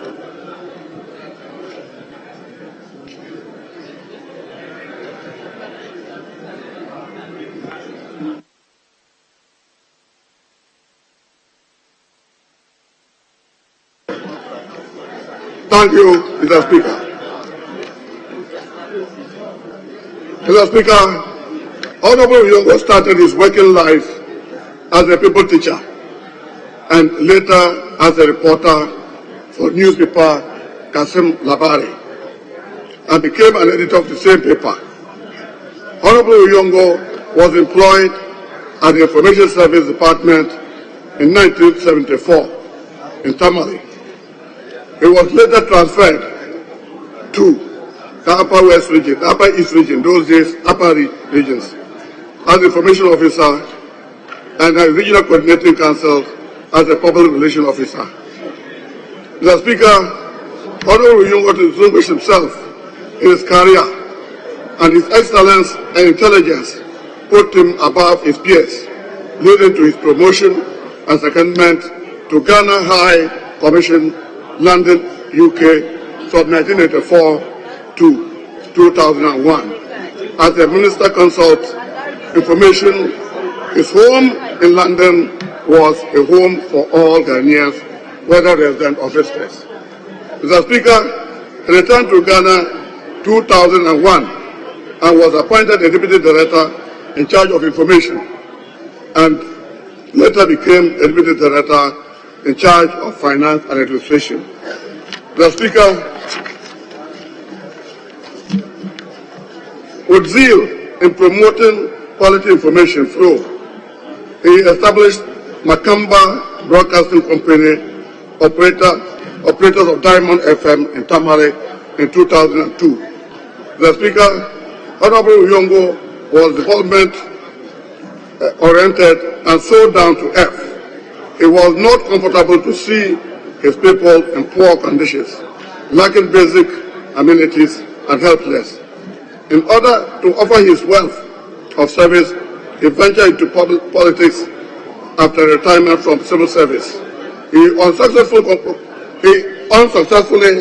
contested the Woyongo constituency parliamentary elections in 2008. He was, however, appointed Upper East Regional Minister in 2009 by the late President John Evans Atta Mills upon his return to power. Mr. Speaker, as a regional minister, Honorable Woyongo, with his humility and personal commitment to peace, championed the peaceful talks in Boko. His effort to maintain peace between the Mampreses and the Kosasis was evident for all to see. Honorable Woyongo remained committed to peace in Boko, even his late days on earth. Mr. Speaker, I wish to use this opportunity to call on beloved brothers and sisters in Boko to give peace a chance as a tribute in honor of Honorable Woyongo. Mr. Speaker, in his desire the people of the Woyongo, he presented himself again on the ticket of the National Democratic Congress in 2012 and won the elections and was in this House from 2023 to 2026. Mr. Speaker, his development agenda commenced even before he won the primaries, the parliamentary elections, but the tempo of development was accelerated after the elections. His pliability, disposition, and steady persistence won him many success in the quest to develop his constituency. With support from his government, he made strides in the areas of education, health, water, road, electricity, small business, and others. Mr. Speaker, Honorable Woyongo served this country in many capacities. His Excellency President John Dramani Mahama and the NDC elevated him as a servant of the whole nation by appointing him as a defense minister from 2013 to 2014, Minister of Interior August 2014 to 2016, and then Minister of State in 2016. Mr. Speaker, upon leaving Parliament and the executive, Honorable Woyongo returned to long-loved profession of farming. I am happy to state that his decision to go to the Yagaba Kopari area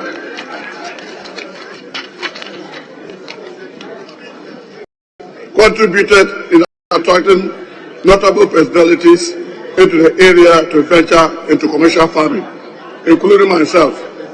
Mr. Speaker, he loved his farming to the extent that even with ill health, he always insisted on going to the farm. The Soho community at Yagaba Kopari, the chiefs and his elders, men, women, and children will ever remember and cherish Honorable Woyongo because he brought so much life to the community. The women found income, earning jobs to support their families. Mr. Speaker, Honorable Woyongo has dutifully served his country. He will be fondly remembered. His footprints and legacy will live after him. The good people of Woyongo will miss, and the country will only miss the Honorable Woyongo. Woyongo, rest in peace. Thank you very much, Honorable Member.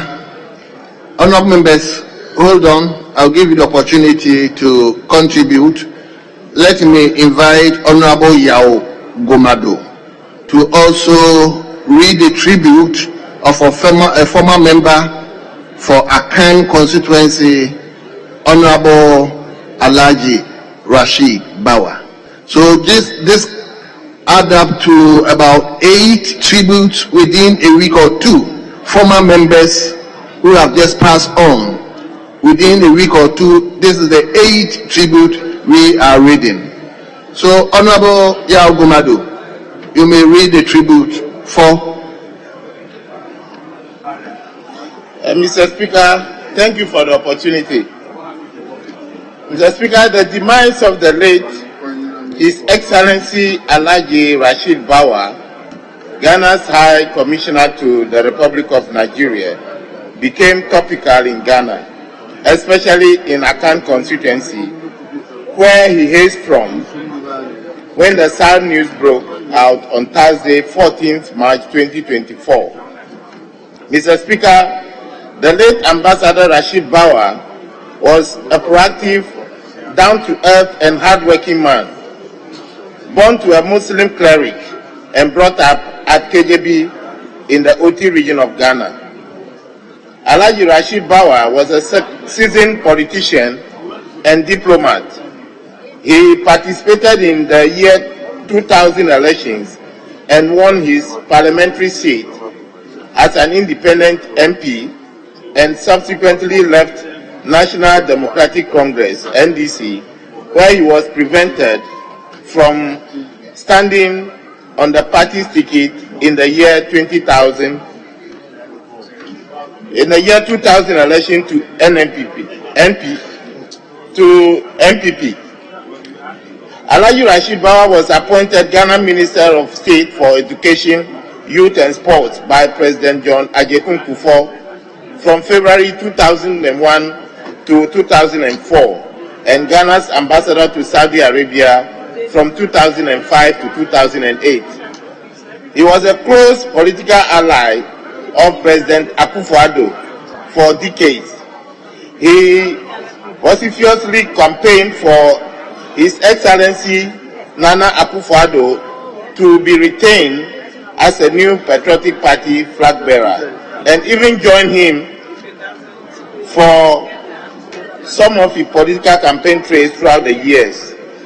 In 2008, Alhaji Rashid Bawa was among being considered by some NPP political power brokers as running mate to Nana Akufo-Addo, regardless that he was among those previously considered for the slot of vice president.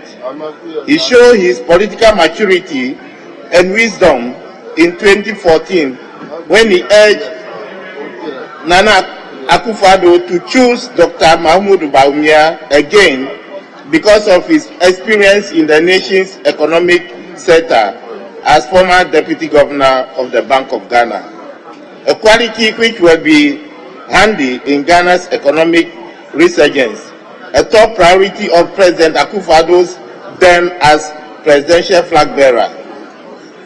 In June 2017, President Akufo-Addo named Rashid Bawa as Ghana's High Commissioner to the Republic of Nigeria. Upon his excellent performance, President Akufo-Addo retained him in second term to continue as High Commissioner to Nigeria.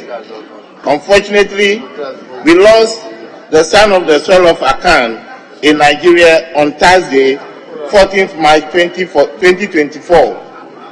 Mr. Speaker, until his demise on 14th March, and in the holy month of Ramadan, he was the parliamentary candidate for the New Patriotic Party, NPP, in Akan constituency. His body was flown back to Ghana and transported to his land of birth, the Akan constituency, where his body was laid to rest the following day by the Islamic religious rules.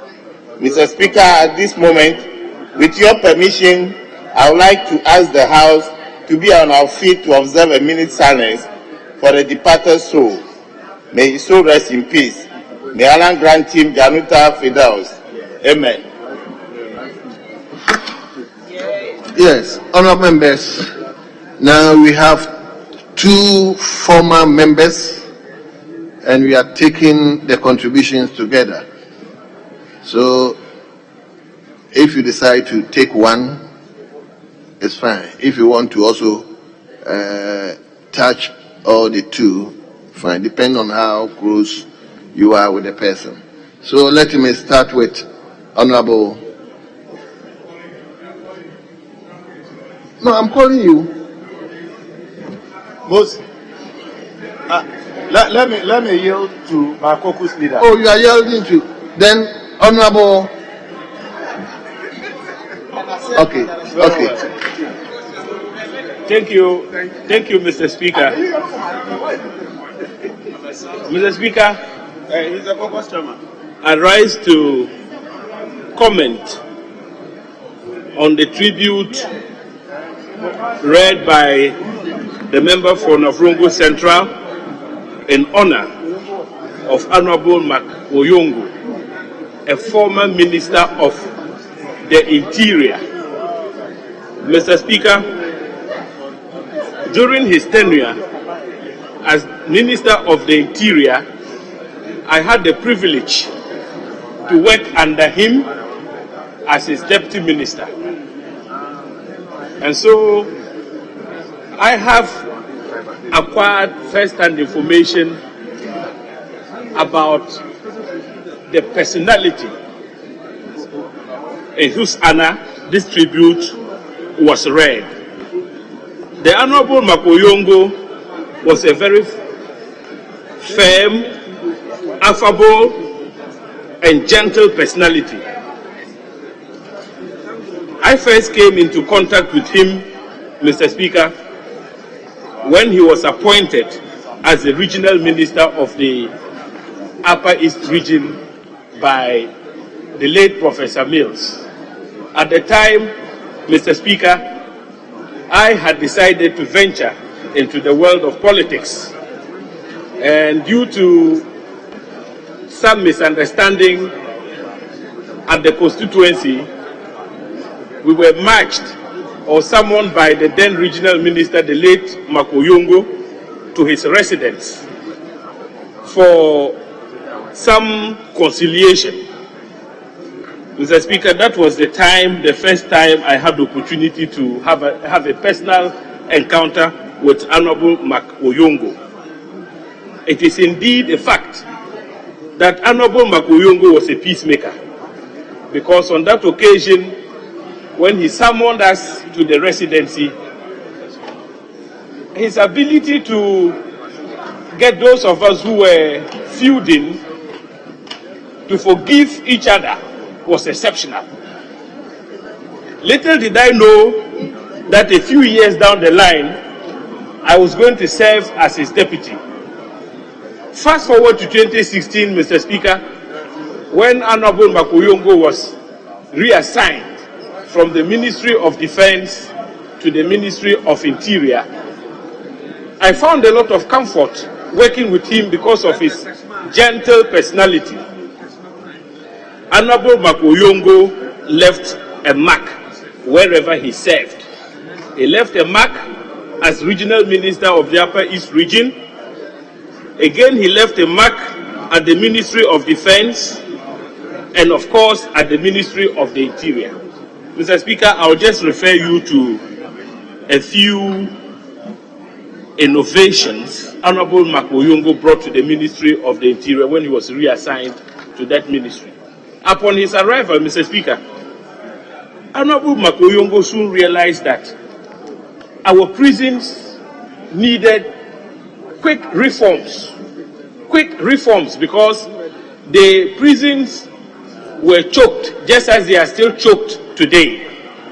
So Honorable Woyongo was very quick to embrace the idea of the introduction of non-custodial measures into our sentencing policy as a country.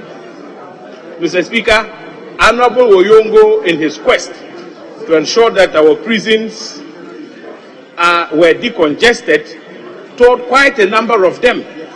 In the process, he managed to convince even the president at the time, His Excellency John Mahama, to visit the Nsawam medium prisons, the first time a sitting president ever set foot in a prisons facility. Mr. Speaker, he actually campaigned vigorously and actually got the Ghana Bar Association and other stakeholders to have a roundtable discussion on the introduction of non-custodial measures into our sentencing policy. The Attorney General's outfit was involved, the Ghana Bar Association was involved. The result is that, Mr. Speaker, even before the introduction of the measures, non-custodial measures, Honorable Woyongo succeeded in lobbying President Mahama to cause to be awarded on contract the construction of a remand prisons facility at the Nsawam medium prisons. It is unfortunate that after Honorable Woyongo left office as the Minister of the Interior,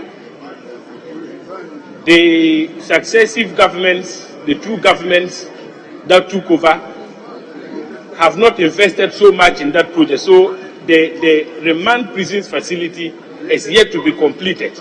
But it is my prayer that when eventually that facility is completed, Honorable Woyongo would be annexed for at least initiating the construction of that facility, which would go a long way to decongest our prisons. Mr. Speaker, I know Honorable Rashid Bawa is no more.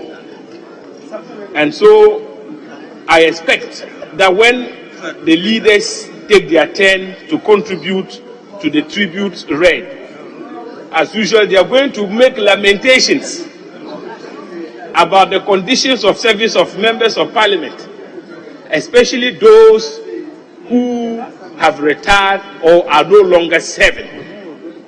But for how long are we going to make lamentations, lament about our own conditions of service in this house and not take concrete action to address the poor conditions of service of members of this house and those who have retired? Mr. Speaker, just as you rightly pointed out, this is about the 8th time tributes have been read in this house in memory of former departed colleagues. Let us seize this opportunity to take concrete steps to address the poor nature of the conditions of service of members of this house.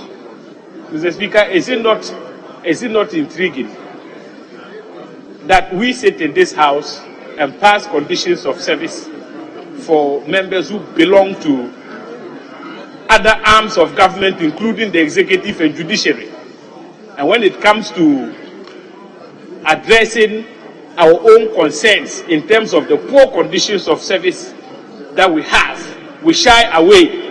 We only come here and pour out lamentations when members die and do nothing. Mr. Speaker, may the souls of Honorable Woyongo and Honorable Rashid Bawa rest in peace.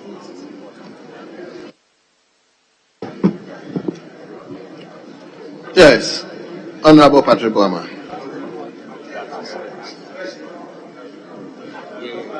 Thank you very much, Mr. Speaker, for the opportunity to pay my last respect and tribute to our departed colleagues. Mr. Speaker, start off with Honorable Woyongo, a gentleman that I met and had some interactions with, Mr. Speaker. You could tell from his demeanor as defense minister, and I believe he even took charge of the Interior Ministry under President Mahama. Mr. Speaker, you couldn't identify anything untoward against the said Member of Parliament and Minister of State until his demise. Because as of today, some colleagues are even shocked and didn't even know that Honorable Woyongo had passed. And it saddens me that when we are paying tribute of this nature, we don't get the necessary attention and cooperation from colleagues, Mr. Speaker.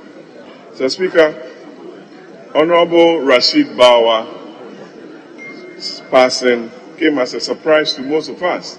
Very shocking, Mr. Speaker. We've all known Honorable Bawa as a sportsman, very athletic, very affable, a very hard-working politician and diplomat, Mr. Speaker, to the extent that he was very courageous to switch camp from the NDC to the MPP. And it didn't affect his relationship with colleagues on both sides of the political aisle, Mr. Speaker. I know he's been buried according to Muslim custom. I know the other rites, the 40 days and other activities will take place. We wish the family well and express our heartfelt condolences to the families of Honorable Woyongo and the people of Nabrongo, and also Honorable Rashid Bawa and the people of KJB. Thank you very much, Mr. Speaker. Yes. Let me come to Reverend. Thank you. Reverend. Thank you, Mr. Speaker, for the opportunity given me to eulogize the late Alhaji Rashid Bawa. Mr. Speaker, the late Alhaji Rashid Bawa has been a friend. I got to know him in 1979 when I was the guest prefect of Kratchi Senior High School, Senior Secondary School, no. When I was playing basketball for my school, and he was also playing basketball for KJB Senior High School. We were hosting, Kratchi Senior High School, we were hosting the inter-schools games and sports in the region. By then it was Volta region, but now Oti region.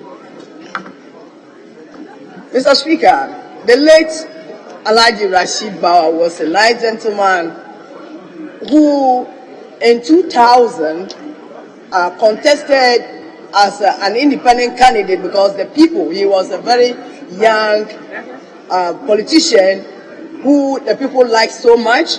He contested in 2000 as an independent candidate, and the people voted for him as an NDC person. But unfortunately, when he got to parliament, he cross-carpet to MPP. So in 2004, when he went back to contest on the ticket of MPP, the people said, no, you are NDC, so they refused to vote for him.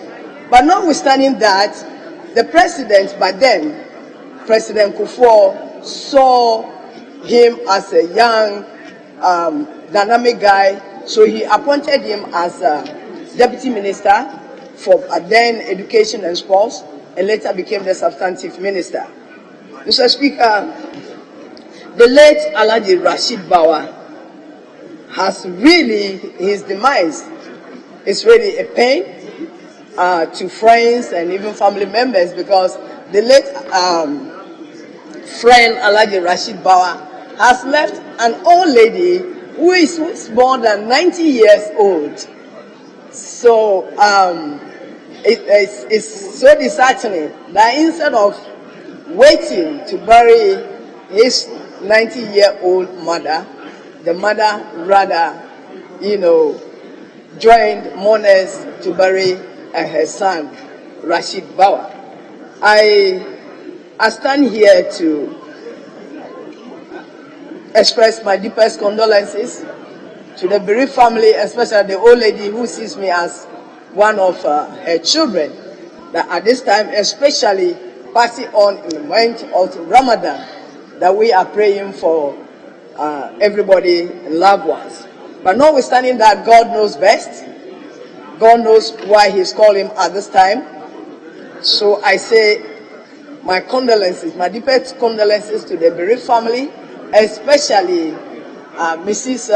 Bawa, who is more than 90 years and mourning his son. May his soul rest in perfect peace. Thank you, Mr. Speaker, for the opportunity.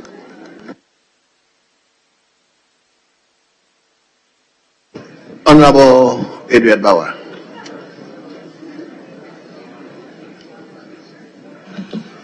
Thank you very much, Mr. Speaker, for the opportunity to contribute to the two statements that were made by the respective members of parliament for those areas. I see. Mr. Speaker, the first time I met Honorable Woyongo was through his son, because he was my friend. So he's no more. He's no more. No, he's dead. But he's your friend.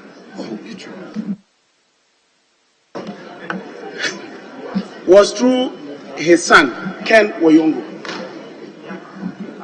And for a long time, because of age differences, he was not somebody I was very close to. Until 2010, when we had a challenge in Bolga, just behind the catering rest house. We have this ticket of a forest that is there. It has been a forest that has been preserved over the years since I was a kid. But suddenly, we realized that the assembly had decided to rezone that and to cut it out for development in terms of building. And we felt that a region like Upper East, where hardly will you get trees, to have a situation where the few that we even had in the region or in the district, the regional capital, they were going to fell all those trees. So we wrote a petition to him as the regional minister. Then he was the regional minister. Quickly, he summoned a meeting in his office and brought the district chief executive and gave him very clear instructions. And today, if you go to Bolga, you still have that ticket because of his intervention. The last time I met him was when his son had died, and I had gone to Bolga for the funeral. In the evening, I went to his house for a small sitting, so I had the opportunity to go to him directly to greet him. Then he was not feeling very well. But everybody was so sad to realize that this was a man who was not feeling very well and suddenly had lost his only son. And so when the news came that he had passed on, realized that that family has really been very hit. As a politician, he was a very nice gentleman. Anytime you met him, most of the time he will encourage you as to what to do. But what I admired most about him was his passion for agric. He's been a very serious commercial farmer. And indeed, anytime you meet him, all that he did was to tell you that if you had an opportunity, venture into farming. And so today, if you have one or two young men in Upper East farming, it is because of his encouragement. At this point, I would like to actually express my condolences to the family and to all those people who have been affected with his demise. May his soul rest in peace. In terms of Rashid Bawa, I had the opportunity to serve as a national service person in his office.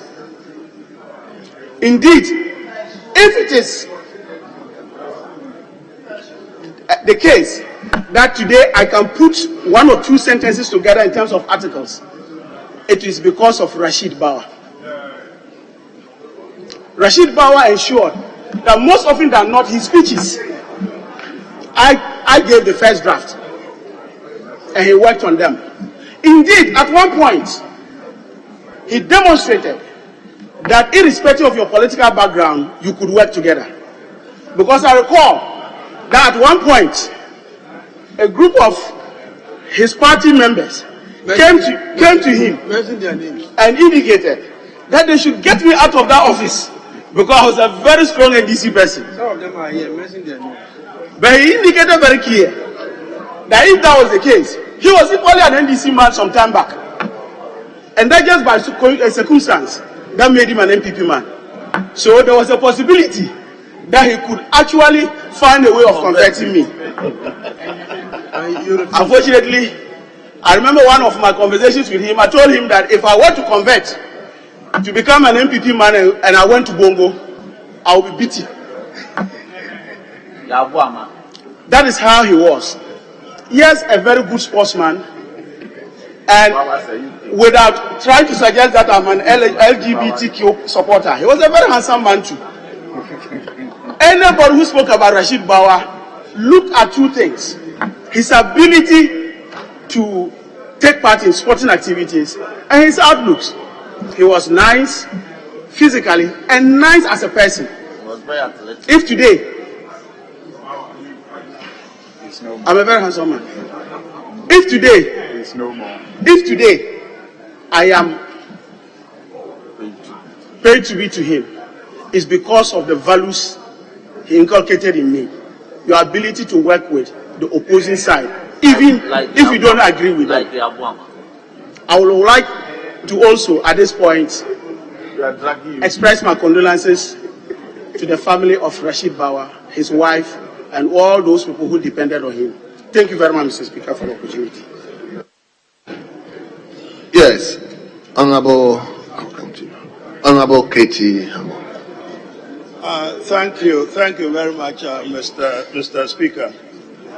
Mr. Speaker, I won't be able to say much about the Honorable Woyongo, except to say that I am aware that he became a Minister for the Interior. Then ultimately, he also became the Minister for Defense. Of course, primarily, he was a member of this House. I believe that is why we pay him tribute today. But there are a few occasions that our paths crossed. You had no doubt in your mind that he was a very good man. He had the physique, he had the intelligence. You couldn't have met him and gone back not impressed. Again, well, we don't have the medical records of everybody around. Nobody knew he was unwell. At least some of us didn't know he was unwell. All of a sudden, we heard that he had departed. It was a matter of sadness. And as we mourn him today, Speaker, we send our condolences to the constituency he represented, and of course, Speaker, to those who loved him most, his immediate family, and the rest of his extended family. We pray that his soul rests in the blissful abode of the Almighty Allah. I could say, Mr. Speaker, a little bit more about Rashid Bawa Al-Hajj, His Excellency. Mr. Speaker, I first met him in October 1982 when we were admitted to the University of Ghana, where in the end we both read law. Our immediate encounter wasn't so much in the classroom, but on the football field. It has been articulated by those who had spoken about him. Rashid was a very good footballer, and Mr. Speaker, already expression of surprises on the side there. I'd already spoken about this, but I was an agile goalkeeper. Mr. Speaker, I was more than ambulance than a cat. I could stretch the full length of the post. And Speaker, Rashid was a utility player. He could do the six, he would do the center forward, he could drop back to the defense. The Speaker, play whichever role that Rashid would play. Mr. Speaker, that is how Rashid and I related. Speaker, we were very, very good friends. Mr. Speaker, I'm sure I'm the only person here who knows that he was called Kawawa. Indeed, I never called him Rashid, I never called him Bawa, I'd always called him Kawawa. And he became Kawawa on the football field. That is where he was called Kawawa. We parted company after university. I left the country, I went to England. I came back after I'd qualified, I'd finished my studies, and then entered politics. This was the time our paths were going to cross again. So I come in, I contest the election in my constituency in December of 2000. I didn't know what was happening in the Akan. Apparently, at the same time, he was also contesting. January 2001, here in this house, here was Kawawa as a member of parliament, here was Kechiamon as a member of parliament. So we're back here. What I didn't know was the circumstances through which he had become a member of parliament. It then transpired that he was a member of the NDC fraternity. A few things, some shenanigans had gone on, just as they keep going on. And so, Mr. Speaker, he thought that his best interest would be served by becoming an independent member of the Akan constituency. Mr. Speaker, I don't mean any insinuation. I'm not making any direct or indirect references to anyone in the House. But Mr. Speaker, that is how it happened. So Rashid became an independent member. Well, Mr. Speaker, he comes to this House and realizes that, well, between this side and this side, incidentally, we had come to this side and they were sitting where they are now. Well, Mr. Speaker, I think they will remain for a few more decades to come. But so Rashid gets in here and then realizes immediately that his interests would be better served if he affiliated himself with this side. So Kawawa came to this side. Mr. Speaker, the president at the time, His Excellency President Ejekumu Kufuor, appointed him a deputy minister when I was also appointed a deputy minister. Look at our paths crossed on many, many occasions. We had very, very good relations, fond memories of a lot of things. Kawawa, he will be there. Mr. Speaker, he couldn't make it to the next parliament, but of course, because of who he was, President at the time, Mr. Speaker, ensured that his ambassadorial life could begin. So he sent him to Saudi Arabia. Speaker, we come back and again, he sent to Nigeria. Speaker, you read all over the place, you hear all the things people say about him. He was a good man. Kawawa was a good man. I have heard about people who encountered him when in Saudi Arabia, and indeed when he went to Abuja. Mr. Speaker, who he was, what he represented.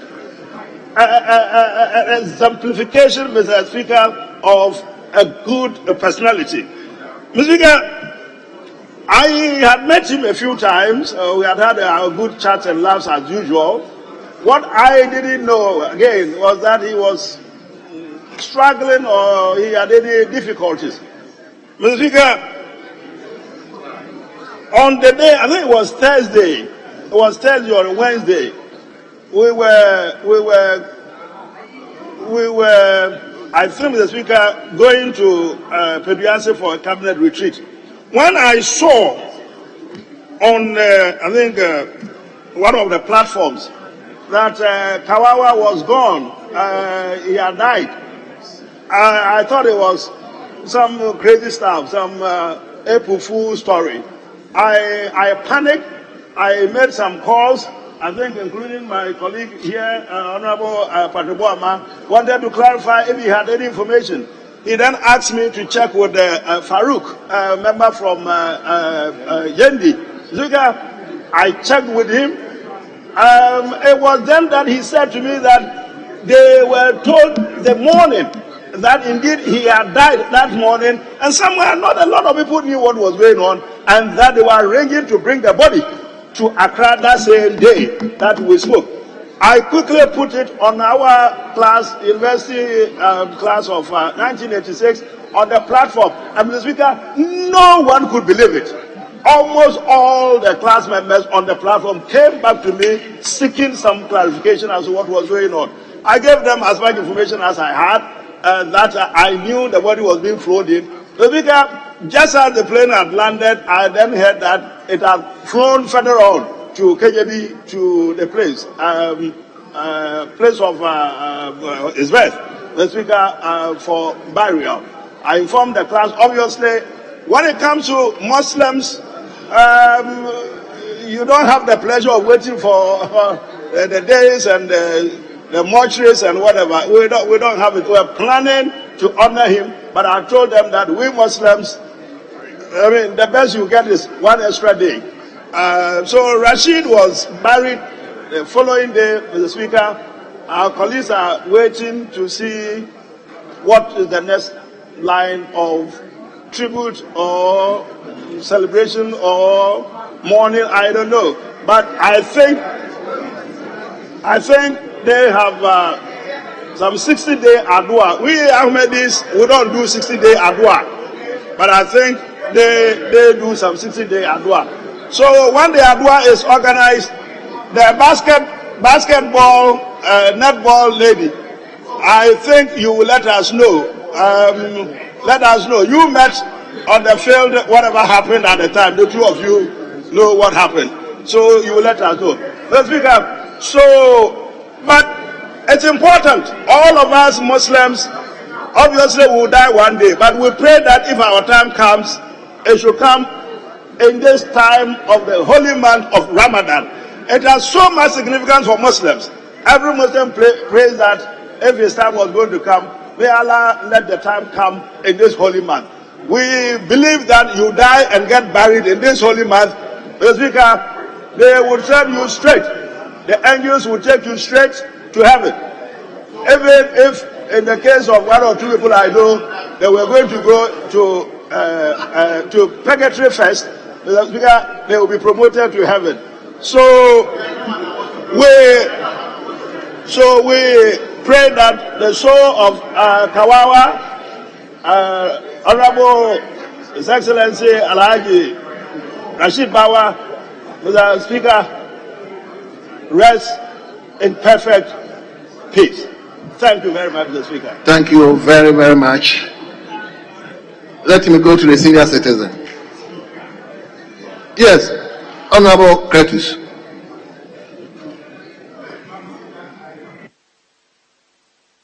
I have been gratefully informed that I will represent the leadership on this matter. So I'll step down now. You do what? You step down, you can follow this. Well. Then let me come to the stream end. Thank you, Right Honorable Speaker. Honorable Mark Woyongo was my boss. He was the regional minister when I was the DC under him. I think there are three things that Mark Woyongo was fond of. He was a man of peace, as the statement indicated. He worked very hard to see how best he can bring Boko to a peaceful situation. He was a man who was interested in development. In other words, he was development-oriented.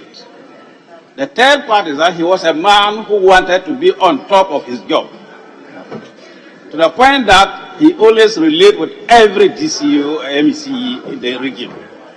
We were holding regular meetings to discuss the development of the region, to the point that Mark Woyongo had to draw a program to make sure that all of us went to every district to see what was happening there. And in fact, when we go, the DC will tell the people there what the district or the party or the government has done for them. In fact, it was no wonder that within his period, there have been a very, what we call massive development projects in the Upper East region. I think that he's a man who has understanding. He's a man who was prepared to teach some of us who were very young at the time what to do and what not to do. And I think it's no wonder that everybody, particularly in Navrongo Central, is crying for him. In fact, he was the person who started the idea of the Navrongo Central Waterways, which has not been completed. There are a number of projects that he started in his time. I think the best we can do for now is to make sure we remember him and then ensure that we give him a fitting burial at Navrongo when the time comes. Mr. Speaker, thank you very much. We just wish that we'll bury him and may his soul rest in peace. Thank you. Thank you. Let me go to the Minister for Defense.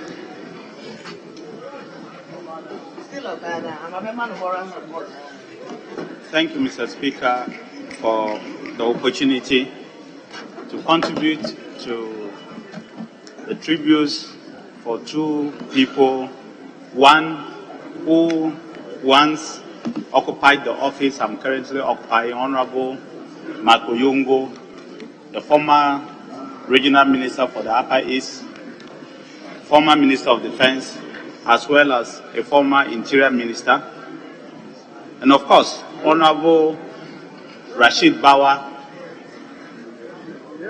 a former MP and a former diplomat. Mr. Speaker, let me take this opportunity to extend my warmest and my deepest condolences to the two bereaved families for the loss of their dear ones. If we were to go by the Bible's famous years to live, we would have still been having the two enterprising Ghanaian politicians with us today. But Mr. Speaker, who are we to judge when the good Lord calls?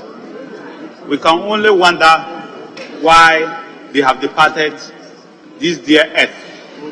Of course, we believe to a better place because by our faith, we cannot argue, but just hope that where they have gone, and of course the bosom of the Lord and to his right hand will also be there one day.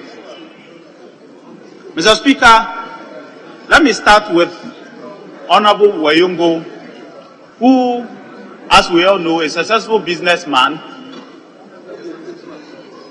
a successful politician, as well as a successful minister.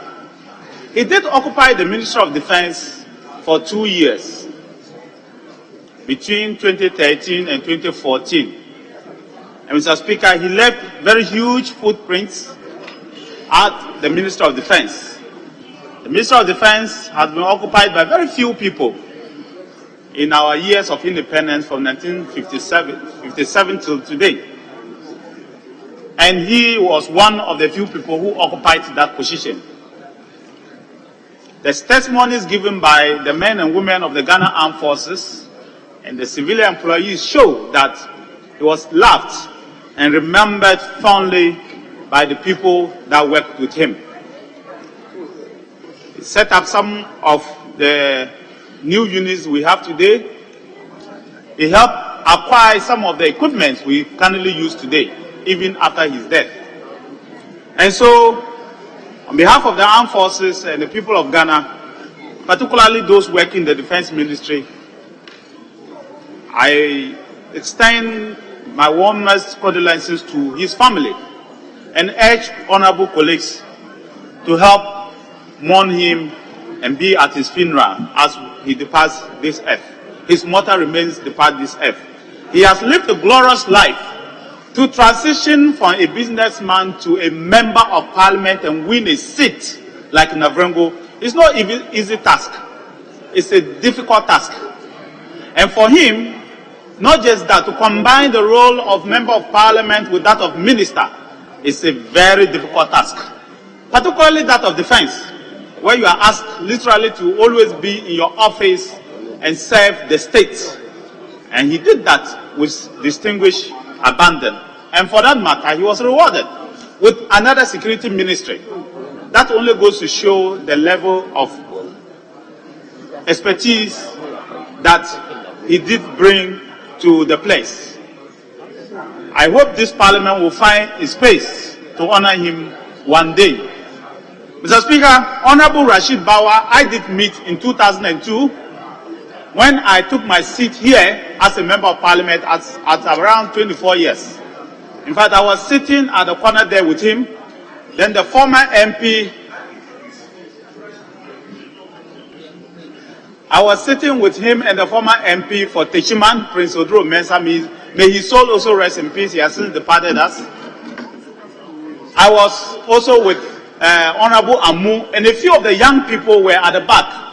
At that time, it was very strange to have very young people in parliament, not like today where the younger people are more than the elderly. Children, not the younger people. No, young people.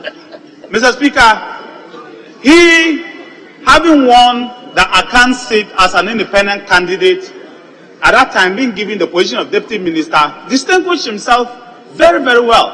And as I said, to transition from being a member of parliament, a typical politician, and combine that role with being a diplomat, a successful diplomat at that, both in Saudi Arabia and two-term ambassador, a high commissioner to Nigeria, shows the level of dedication, the level of commitment, the level of competence that this young man had and bestowed onto Mother Ghana. His entire working life, he worked for the state. From 2001 to the day that the good Lord called him, he was a statesman, except for a period of 2009 to 2016, where together we worked to bring the current president back to office. And I remember the times that we would work till 3 a.m. He was in charge of Water Region, in those days, Water Region. And I remember the zeal and commitment and the fortitude that he used to work with all the passion to deliver results for which he believed in. I just hope that the good Lord will find a space for him. When I heard, Mr. Speaker, that Rashid Bawa had passed, I didn't believe it. Because I knew he was not well, but to that extent, I didn't believe that he was. It was like a big shock to me. When I saw it there, of course, I had to reach out to his minister, and she then told me that his situation had deteriorated over the last 3 weeks before he transitioned. And so I then got the information as to what happened. I then rushed to the airport to receive his body that the Ghana Air Force had gone to Nigeria to bring, and to arrange for the Ghana Air Force to take him to KJB for his final farewell and final burial that we have. He has, Honorable Rashid Bawa has played his side of the football game. He has helped bring out a lot of very young people. He was one of the few politicians that you always see him smiling. And the first thing you call is Abochi. That's where I got to hear the word Abochi, even though I live with a lot of Hausa people. But Abochi, that I say to people, I got it from Honorable Rashid Bawa. And he was always smiling and asking you, are you okay? Is everything okay with you? Charlie, what are we going to do? How are we going to work together? I wish that he lived a little bit longer to see his dreams. Mr. Speaker, even when he was not too well and decided to contest for the primaries of the MPP in November, he still won. It shows the level of trust and confidence that his people have in him. First, he was an ambassador, he was not home. He was not too well, but he decided to still give himself to serve his people and won. My belief is that he would have been a member of parliament in 2025, but God knows best. We cannot argue why God should take him away today. When I met the senior brother and the junior brother, both of them at the airport, all I told them is that your brother is a gem, be proud of him. To be an ambassador for 7.5 years, to be a minister for 4 years, and to serve two powerful nations that Ghana hold in high esteem, Saudi Arabia, the Kingdom of Saudi Arabia, end the federal state of Nigeria is no mean task. And so our brother Rashid is gone. By the tradition of his family and that of his religion, he has been buried. The funeral has been done and it's over. And I hope that Parliament, the party and the nation will find a way of honoring him. We did not get, many of us here did not get the opportunity to be at the funeral. And the way the funeral is organized, we will never get the opportunity to have another funeral for him unless we decide here to organize a remembrance service or organize a program. Otherwise, that is the end of our brother Rashid Bawa. Young man, I would say, not literally, but in politics, that's what I would say. But also to say that he's been in politics for all these years, over 20, 30 years, doing it at the highest level. And so, Mr. Speaker, I want to thank the makers of these statements, the two MPs, who decided that it was time to bring the memory of these two gentlemen to this house. In many, many jurisdictions, you will never have found an MP for Akan doing a statement for Rashid Bawa. But that is the beauty of democracy we have in Ghana, that the MP is doing a statement for Honorable Rashid Bawa for all of us to have the opportunity to eulogize him and to talk about him, to talk about his good works. They say that the memory of the dead is a warning to the living. Maybe it is a warning to us, so that we will live a good life. Then tomorrow when we transition, somebody can also bring a statement to Parliament to come and talk good about us. It is not always that somebody will transition and people will say good things about him. Even though in an African sense, they tend to tell good things about you even when they don't like it. But in his case, it is a truism. It is a true thing. It's a genuine feeling. The things we say are true. They are not concocted. We are not saying it because we have to say it. It is because it is true. He's a lovable person. He's an outgoing person. He's a smiling person. He does not hate anybody. He sees you. He says it as it is, and he moves on with life. He has done his side. He has done his part. He has played his part. The good Lord has called him. And so, Mr. Speaker, I want to thank you for the opportunity to eulogize the two. But as I said, Honorable Woyongo's funeral is yet to come in April. Let's all find time as we talk here to eulogize him there. Let the people of Navrengo see that we were not just talking on the floor of Parliament, but that we loved him and we followed his body to Navrengo to give him a befitting burial. I thank you, Mr. Speaker, for the opportunity. Honourable members, we spent a lot of time. So the rest of you, I'll give you 3 minutes each, and I'll bail you out. So let me start with Honorable Suhini. 3 minutes, please. To talk about your Chinese, at long last, yes, indeed, at long last, patience move mountains. Thank you, Madam. Right Honorable Speaker, thank you very much for the opportunity to contribute to the statement eulogizing our former colleagues, especially the one relating to the passing to glory of the Honorable Woyongo. Mr. Speaker, I owe who I have become, especially your taste for Chinese food, my footprints in journalism, to the mentorship, the support, and the training that I got from Mr. Woyongo. The Speaker, Mr. Woyongo, I didn't experience, but have heard, was a very fine journalist. And when he had the opportunity, he set up the first private radio station in Tamale, Diamond FM. And so when I completed teacher training college, I got my first job on radio on Diamond FM. The Speaker, due to the opportunity I had on that platform and my ability to drive traffic, especially on the morning show, I endeared myself to him to a point that he adopted me as a son. The Speaker, during one of his visits to Tamale, to check on how the station was operating, he brought me to Accra with him. And I stayed in his house for about a month. And he got me attached to Radio Gold, where I was working as an understudy to Honorable James Ajenim Boateng at the time, who was the host of the morning show. The Speaker, he did this because, according to him, he wanted me to replicate the style of Honorable James Ajenim Boateng on Diamond FM in Tamale. And Mr. Speaker, indeed, that exposure he gave me eventually led to me having admission to pursue a journalism course.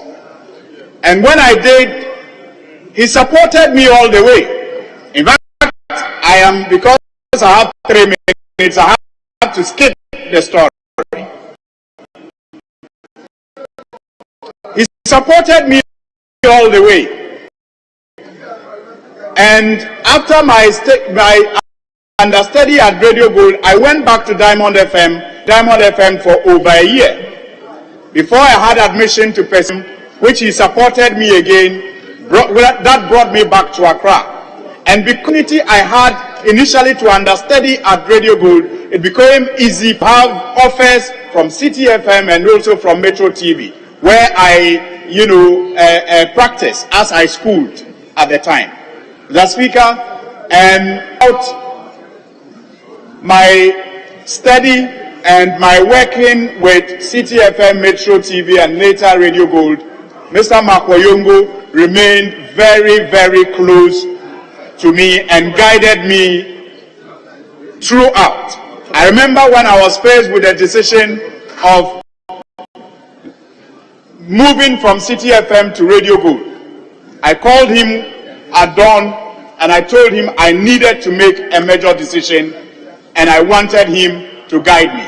He asked me to come over to the house. I went to the house, we had a conversation, looked at all the pros and cons, and he advised me to go to Radio Gold. And that's how I ended up at Radio Gold and stayed there until I had the opportunity to represent the people of Tamale North. Mr. Speaker, so on this note, I want to thank I want to pay glowing tribute to the memory of Mr. Woyongo and also to extend my heartfelt condolences to the family.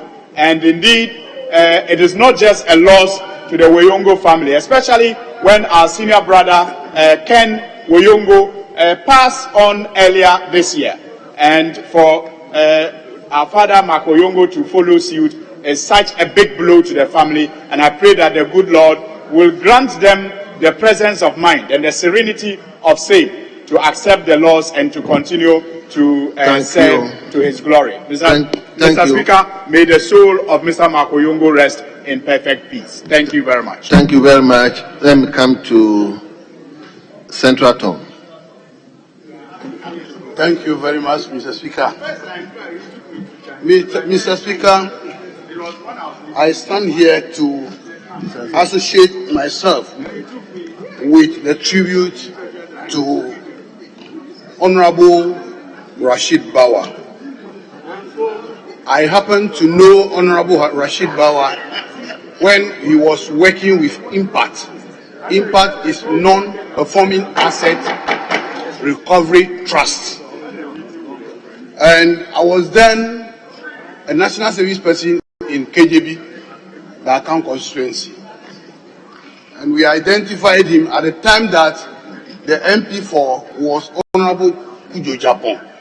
So we felt a younger person should represent him. So we were working for Honorable Rashid Bawa on the ticket of the NDC. But when it was time for the primaries, he was, in a way, let me say, he was not permitted because they did all they could to disqualify him. So we felt that that was in 2000. So we felt that he should be on his own. So he went solo against the official candidate of the NDC, at the time, Honorable Japon Kujo, and he won that election as an independent candidate. That coincided with our loss of the election in that year. So the MPP won the election and he came to Parliament. And as an independent candidate, he was lured to the part of the NPP. And he was given a deputy ministerial post for education, youth and sports at the time. And for not too long, it appeared President Kufuor recognized his seriousness. So he promoted him to a minister of state in that ministry. After during the 2004 election, he came back to stand on the ticket of the MPP and he lost miserably. So as soon as the MPP won the election in that 2004, in 2005, he was made Ghana's ambassador to Saudi Arabia. He stayed there up to 2008. In 2017, after the MPP won the election again, he was identified and sent to Nigeria as Ghana's High Commissioner, a place he's been working until now. Honorable Rashid Bawa was a footballer. He was a hockey player. He was a very nice man, a strict disciplinarian, and I enjoyed working for him, except that his later relationship with my opposite broke us that relationship. But we've been very nice until he passed on. Let me use this opportunity to extend my condolences to the Bawa family, especially his younger brother, Faisal Bawa. Thank you, Mr. Speaker. Thank you. Lastly, let me come to most grateful, Mr. Speaker, for giving me the opportunity to eulogize our two fallen colleagues. And in doing so, Mr. Speaker, I acknowledge the time that you have apportioned. So I'll keep it brief. Mr. Speaker, I begin with Mark Woyongo. I got to know the Honorable Mark Woyongo when I returned from my studies in Canada and got an appointment at the University of Ghana.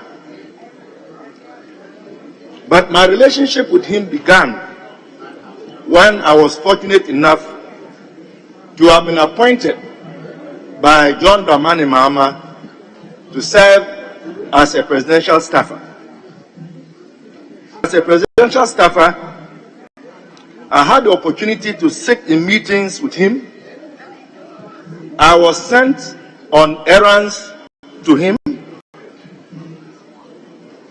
And when he became aware that my mother was a Katsina woman from China, that even solidified our relationship. Indeed, his virtues and his achievements have already been extolled. But what I want to add is this. He made it a point to take an interest in me.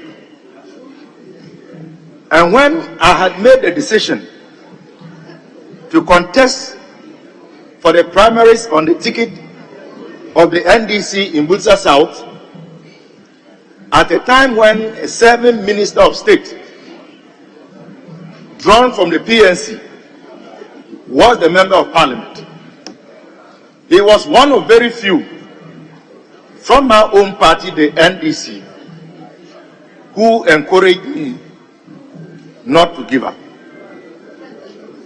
So if I'm also here today, clearly the Honorable Mark Woyongo played a role in urging me to throw my hat in the ring. In the case of the Honorable Rashid Bawa, I got to meet him during that famous Talensi by-election, which brought our senior brother B.T. Baba to Parliament. Although the circumstances under which we met was not pleasant, anyone who knows the Honorable Rashid Bawa knows his ability to diffuse a very tense and potentially dangerous situation. I remember very well he was in the company of the Honorable Freddie Blade, and I was also assigned to a zone in Talensi. An incident occurred. It took his intervention to calm matters down. So indeed, this bears testimony to the virtues that have been extolled to describe what he was and what he contributed. On this note, I want to add my voice to console the families of our two former colleagues and the rest of them that we have eulogized in these past 2 weeks, and ask that we should learn to also live lives that would engender such beautiful and glowing tributes. I'm most grateful, Mr. Speaker. Thank you very much. Let me come to leadership. 1-1, yes. Rano, I'm allowing our former leader, senior member, and former wise man to speak Very on well. behalf of Honorable Curtis Avoka.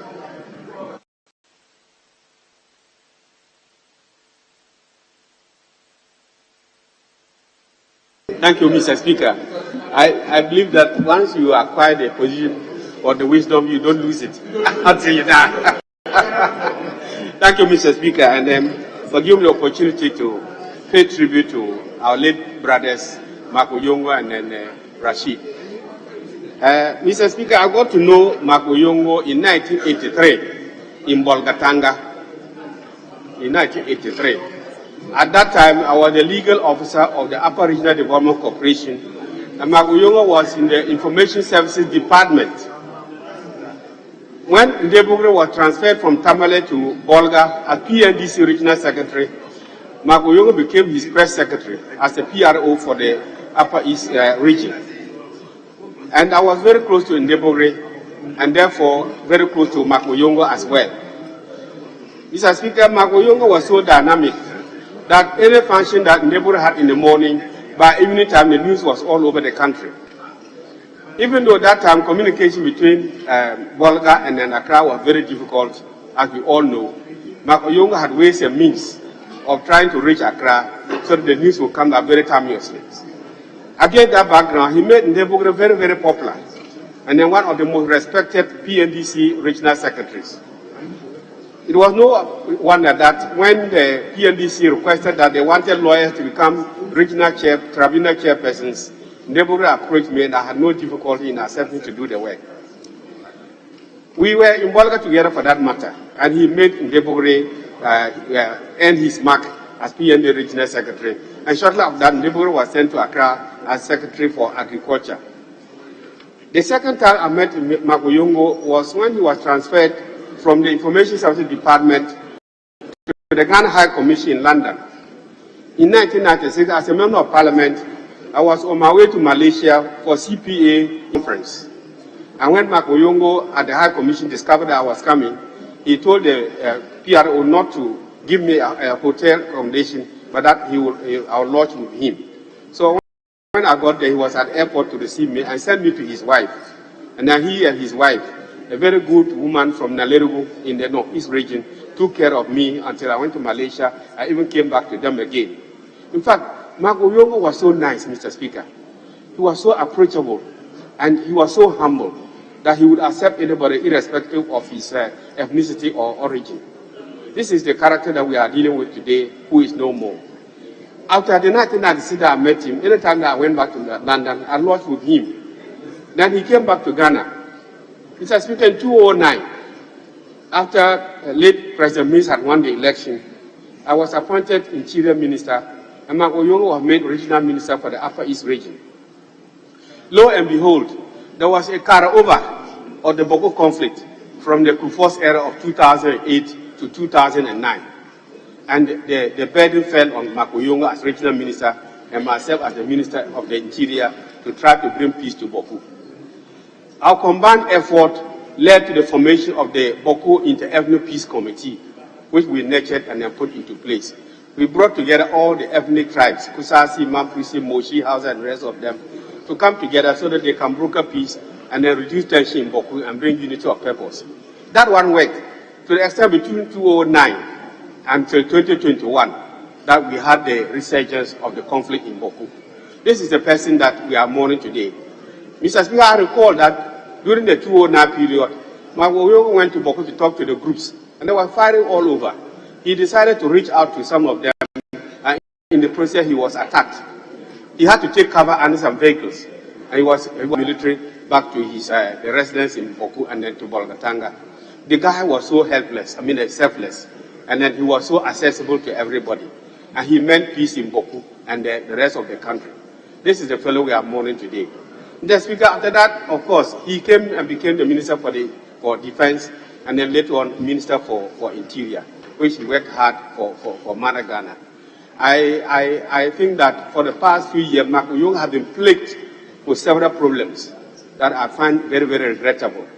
About 4 or 5 years ago, he lost his daughter, and we were all at the funeral and prayed that no mishap will happen before his family again.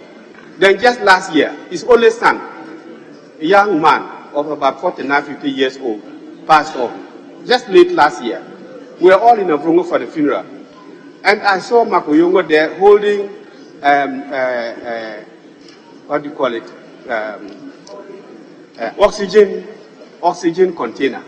And when I asked, they said that his condition was not good and he had to be using oxygen all the time. And I said, but why didn't Mark die earlier so that his son would remain and perform his funeral, rather than this young man dying and leaving his father who is also about to die? Unfortunately, some few weeks ago, Mark followed his daughter and his son. That is anticlimax, because all things being equal, like we normally say in economics, we, the older people, are supposed to go and leave the young one to take care of us. But God knows what he's doing. And I am confident that by now, Mark has joined his daughter and their son in heaven. Mr. Speaker, I heard you when you were admitting the statement saying that for the past few years, 1 or 2 years, we have lost 8 former members of Parliament. And the past 2 weeks. 2 weeks, sorry, thank you very much. For the past 2 weeks, honorable colleagues, we have lost 2 former members of Parliament. 8 former members of Parliament. And that is very, very frightening. To lose 8 former members of Parliament is very frightening. And then I want to invite you and leadership to investigate this type of attrition. We know that leaving Parliament is fine, but to leave Parliament and within 2 weeks, 8 of them go, it's a big challenge to us. It's very frightening, particularly we those who are also about exiting. It's very, very frightening. So, Mr. Speaker, I want you to take note of this, and then you and leadership find out what we can do to arrest the situation. We have said it several times that normally our conditions of service are so appalling that when members leave after a year or 2, they become very desperate, and then they become very weak and then frail and then pass on. I think that we should do something before it is too late, because people accuse us that we distribute the pest, we control the pest, and yet we can't take care of ourselves. Mr. Speaker, I pray that do something for this. I want to mention Rashid, Honorable Rashid Bawa. I was his friend, a friend to his senior brother who was the goalkeeper for Legon Hall, and Rashid was a small boy who used to come to him. Later on, we joined together in the NDC, and later on, he migrated to the MPP, and we have lost him. I was in Nigeria 2 weeks ago when I heard that he was the High Commissioner of Ghana to Nigeria. I didn't meet him personally, but I think that was done. He had been taken ill. These are 2 gentlemen that we cherish so much, and then unfortunately, God loves them more than we do on earth here. So I want to join my colleagues in the sending a message of condolences to their respective families. Honorable Leader, thank you. Thank you. Yes, majority leadership. Thank you. Very well. So, honorable members, shall we respectfully rise and give 1 minute silence in honor?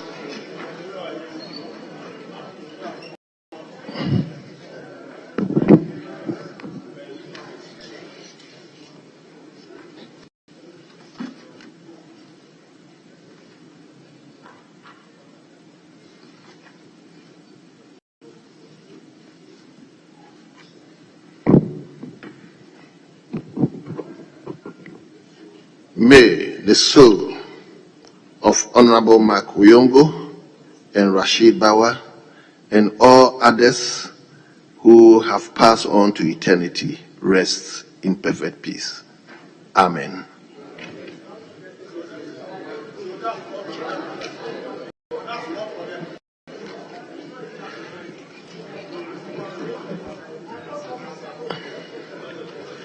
Yes, honorable members.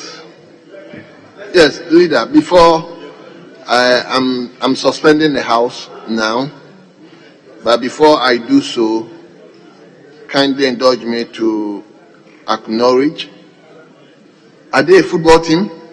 Yes, a football team called Kalibi FC. They are being led by Mr. Kula.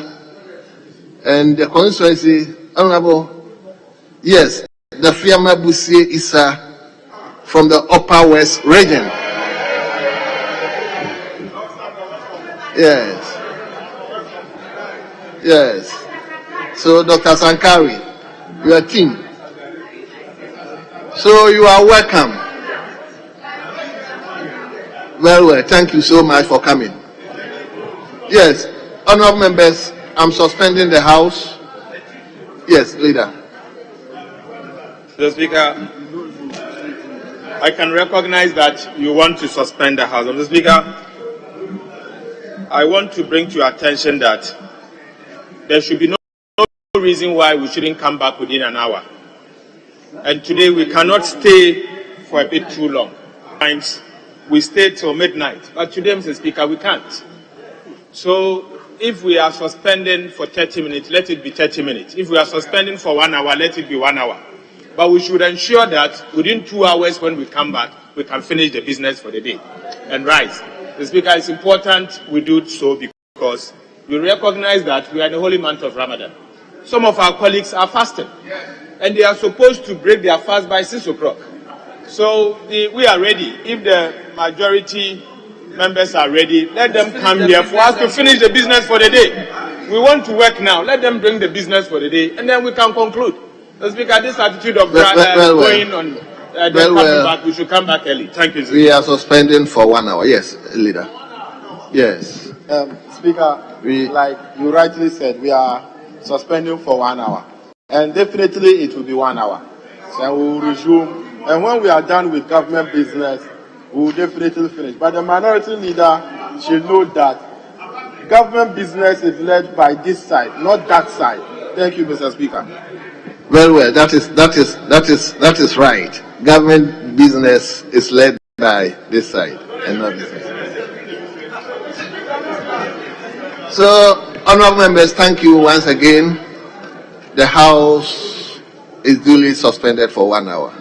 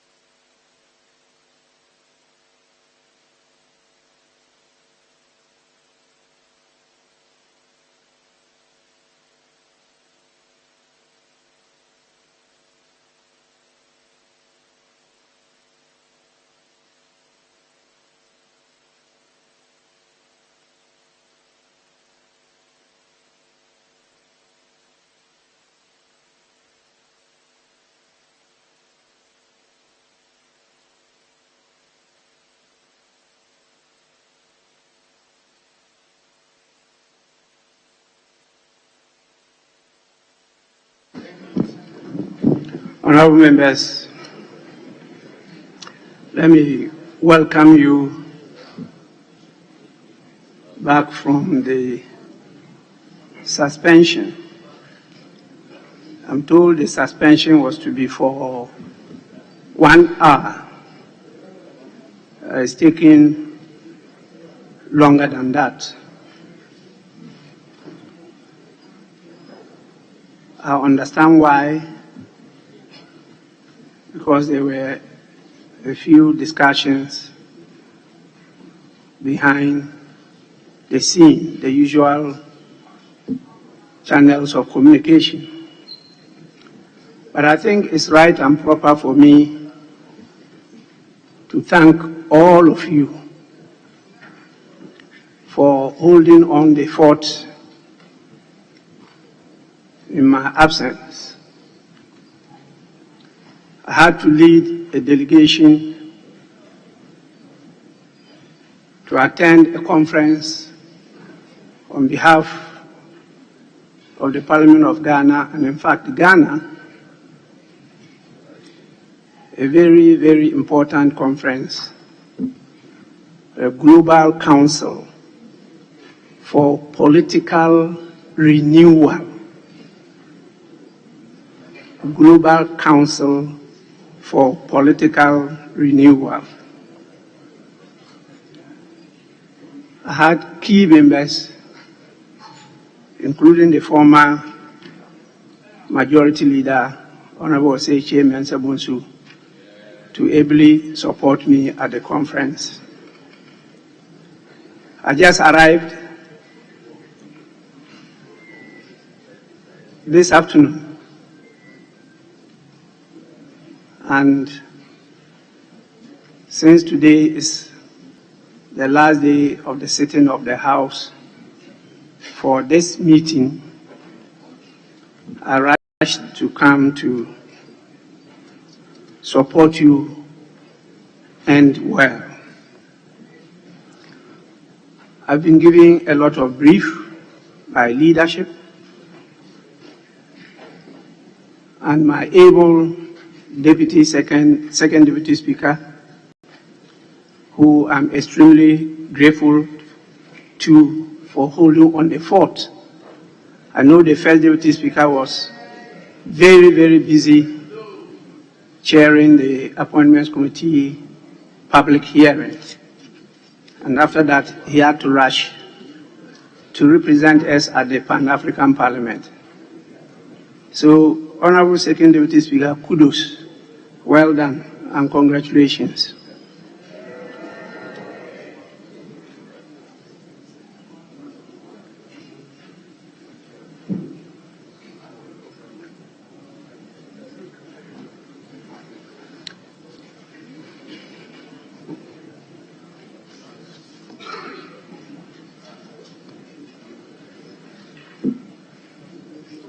I have a formal communication to make.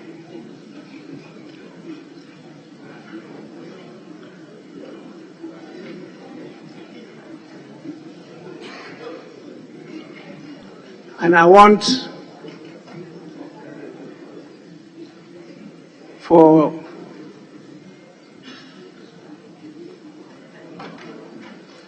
a few minutes that I'm going to use, I want all of you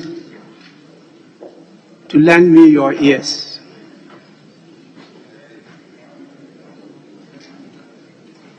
The statement I'm going to formally deliver is so crucial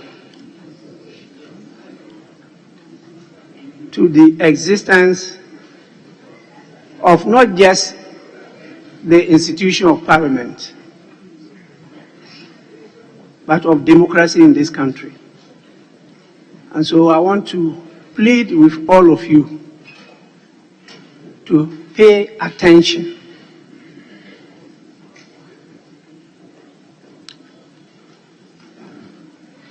The good people of Ghana, I'm sure,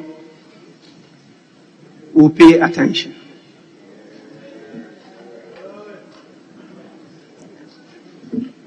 Honorable members,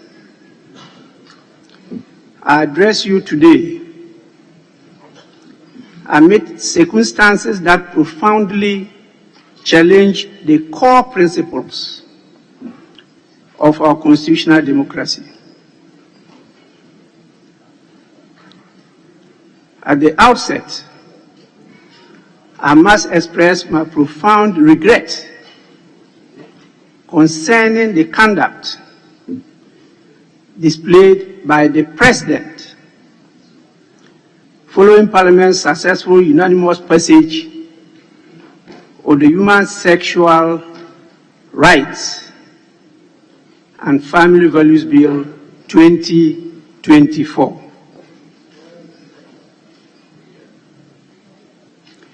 The behavior exhibited by the President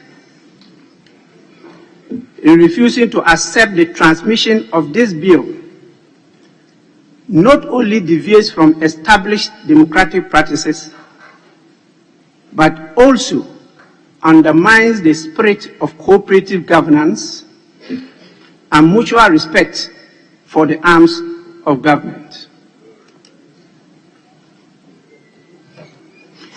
This is a principle that forms the cornerstone of our political system. Such actions, if left unchecked, risk setting dangerous precedents that threaten the integrity and functionality of our democratic institutions. To situate this statement in the appropriate context, it is crucial to acknowledge a disturbing pattern emerging from the President, which points to a concerning disregard for the foundational principles enshrined in the Constitution 1992. This pattern has once again been made evident in the President's recent refusal to accept the presentation of the Human Sexual Rights and Family Values Bill. The recent move is not isolated. It forms part of a series of actions that undermine the legislative process. As you may recall, I addressed this House on the 22nd of December 2023 in a formal statement. The purpose of that statement was to draw your attention to the President's refusal to assent to 4 critical bills passed by this House. 3 private members' bills and 1 public bill. During that address, I underscored the troubling nature of the President's justification for his actions, or rather, the lack thereof, particularly highlighting that his failure to assent on grounds of alleged unconstitutionality paradoxically stood in violation of the very Constitution he invoked. Despite the gravity of this matter, it is disheartening to note that there has been no progress in rectifying the situation concerning those significant pieces of legislation. They remain in a state of limbo, unreturned to Parliament, detained by him, and unacted upon, following the President's communication, which lacked substantial legal justification. This ongoing scenario poses a grave threat to our legislative authority and, by extension, the democratic principles we try to uphold. The implications of such executive actions extend far beyond the immediate legislative items at hand. They erode the foundational checks and balances that our forebears painstakingly established to ensure a vibrant and functioning democracy. When important legislative work, the product of rigorous debate and consensus building within this House, is disregarded without just cause, it not only disrespects the legislative branch, but also disenfranchises the citizens that we are sworn to serve. This blatant disregard for legislative processes and constitutional mandates risks setting a perilous precedent that could weaken the very fabric of our governance structure. Honorable members, on 19th March 2024, my attention was drawn to a letter issued by the Executive Secretary to the President, Nana Asante Bediotuo, addressed to the Clerk to Parliament, which letter is clearly, in my opinion, contemptuous of Parliament. The letter outlined that the Clerk ought to, and I quote, cease and desist, unquote, from attempting to transmit the Human Sexual Rights and Family Values Bill 2024 to the President for necessary action in accordance with the provisions of our Constitution. In the said letter, the Executive Secretary indicated that the Office of the President was aware of 2 pending applications for an order of interlocutory injunction seeking to restrain the Clerk from transmitting the bill to the President. It further indicated that the Honorable Attorney General had on 18th March 2024 informed the President that he had received the 2 applications and had advised the President not to take any step in relation to the bill until matters raised by the suit are determined by the Supreme Court. As a result, the President, via the Executive Secretary, conveyed to the Clerk that it was unable to accept transmission of the bill. Honorable members, my attention has also been drawn to the 18th March 2024 letter from the Honorable Attorney General being referred to by the Executive Secretary to the President, Nana Asante Bediotuo, above. In the said letter, that is the letter from the Attorney General, I note that the Attorney General used the phrase, and I quote, "I will respectfully advise that a decision to assent to the bill be made after the determination of the application for interlocutory injunction," unquote, and not an advice to the President not to receive the bill from Parliament. It is therefore interesting that in view of this clear and unambiguous advice from the Attorney General, which I disagree with, to the President has rather chosen not to accept the bill. In the face of these developments, it is important for us as a House to reflect upon the manner in which these events have unfolded. On the 28th of February 2024, this August House took a decisive step in passing the bill, a move that was a culmination of rigorous debate, thoughtful deliberations, and the collective will of the representatives of the people. Following this, the bill underwent the customary process of cross-checking, which is an important procedure designed to ensure that all amendments and changes proposed during the legislative process were accurately incorporated.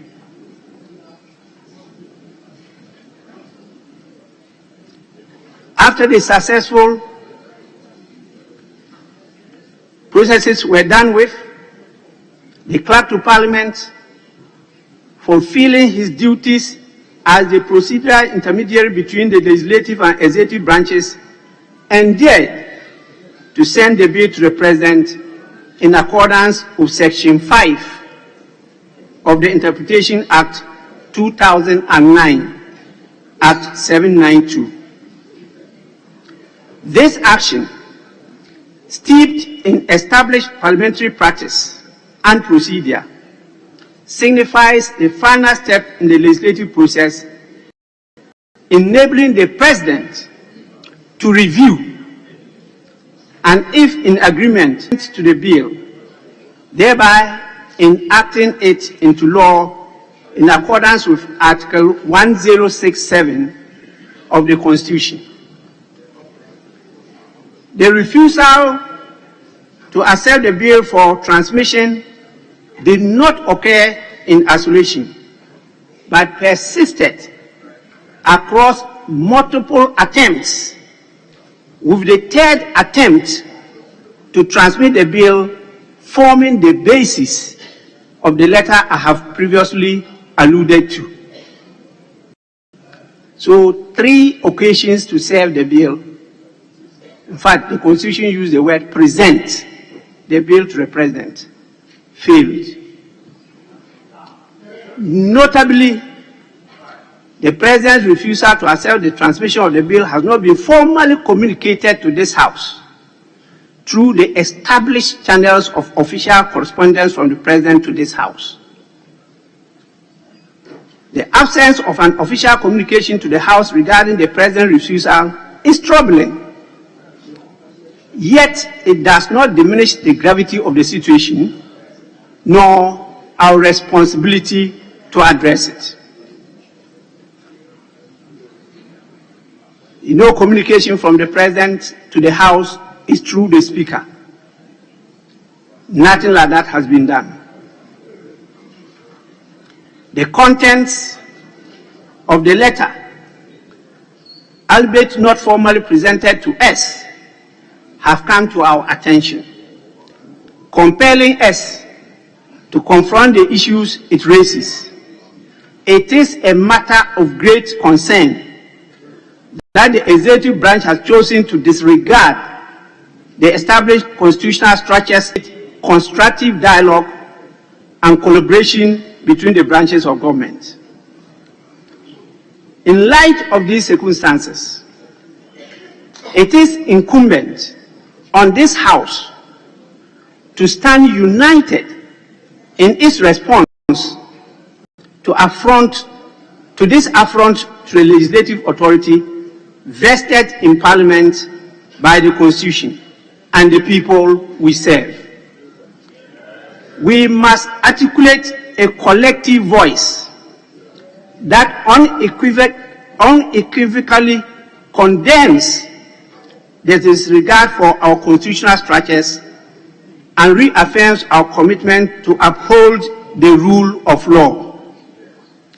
This situation calls for a principled stance, emphasizing the importance of adherence to the procedures and norms that govern our democratic institutions.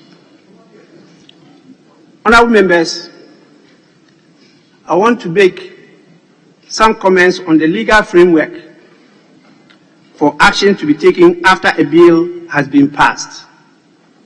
This is important for the information of all, including the people we represent.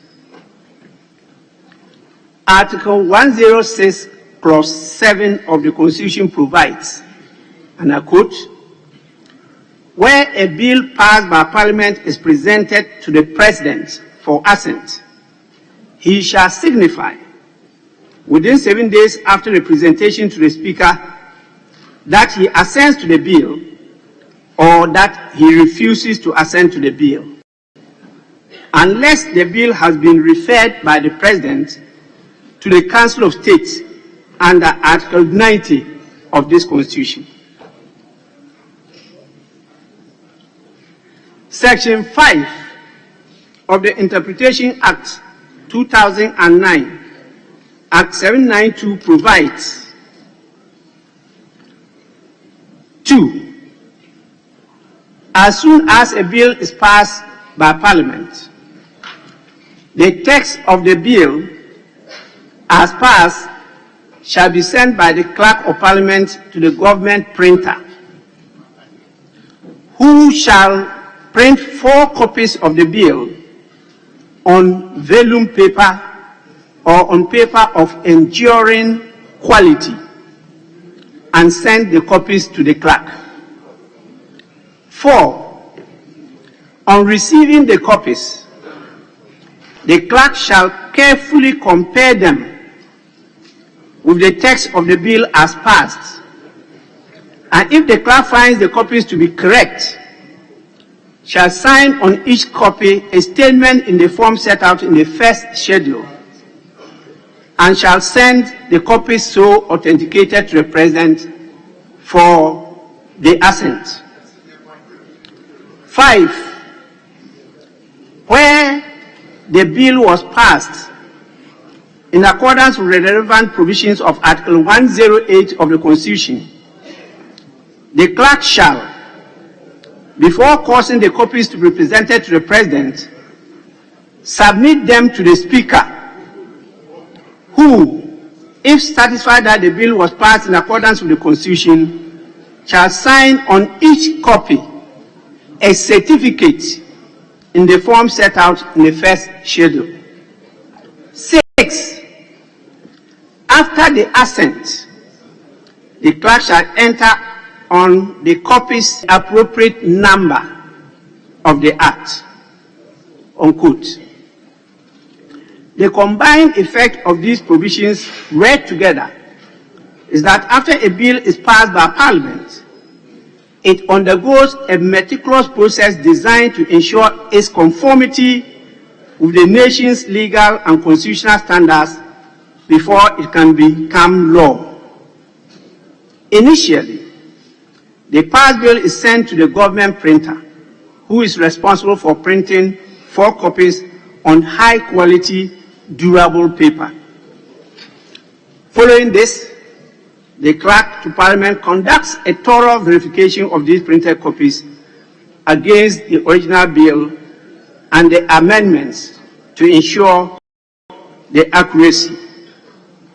Upon successful verification, the clerk authenticates each copy by signing a statement that certifies the correctness. In Article 108 matters, an additional step is introduced. The authenticated copies are presented to the Speaker of Parliament, who must certify that the bill was indeed passed in accordance with Article 108 by signing a certificate on each copy. And the honorable members, it's important for me to add this, that this issue about fiscal impact analysis is always done, and the report is always presented to me. And I read through all the reports, and I refer them to a legal person for advice. It's when I am advised that they conform to the Article 108, and I'm convinced that that advice is right, that I recommend them for processing by the necessary authorities. The final and perhaps most critical phase of the process involves the presentation of the bill to the President for assent. Pursuant to Article 106(7) of the Constitution, the President has a 7-day period to either assent to the bill, signifying its enactment into law, or refuse to assent. which may involve referring the bill to the Council of State for further advice. Upon the President's assent, the Clerk of Parliament assigns an official act number to the bill, formally making it a law. If the President has concerns about the bill presented, the President refers the bill with the concerns for further consideration of Parliament. When that is done by Parliament and it is represented to the President is by law bound to assent to the bill. That is what is in the Constitution. Ghana, the President has no power of veto.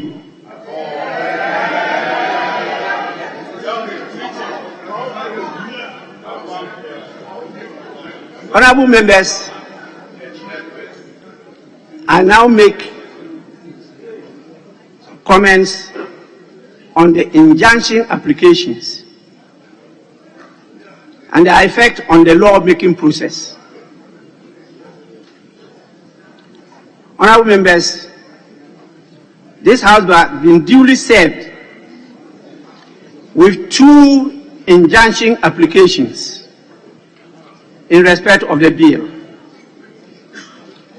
The applications titled Richard Sky versus the Parliament of Ghana and the Attorney General, and the second, Dr. Amanda Odoi versus the Speaker of Parliament and the Attorney General. Honorable members, you will recall that on the 19th of July 2023, the Supreme Court considered and dismissed an application for interlocutory injunction that sought to injunct the proceedings of Parliament in respect of the bill. The court in that case, Dr. Amanda Odoi versus the Speaker of Parliament and the Attorney General, J1/13/2023, reasoned that the application failed to meet the threshold for the grant of interlocutory injunctions.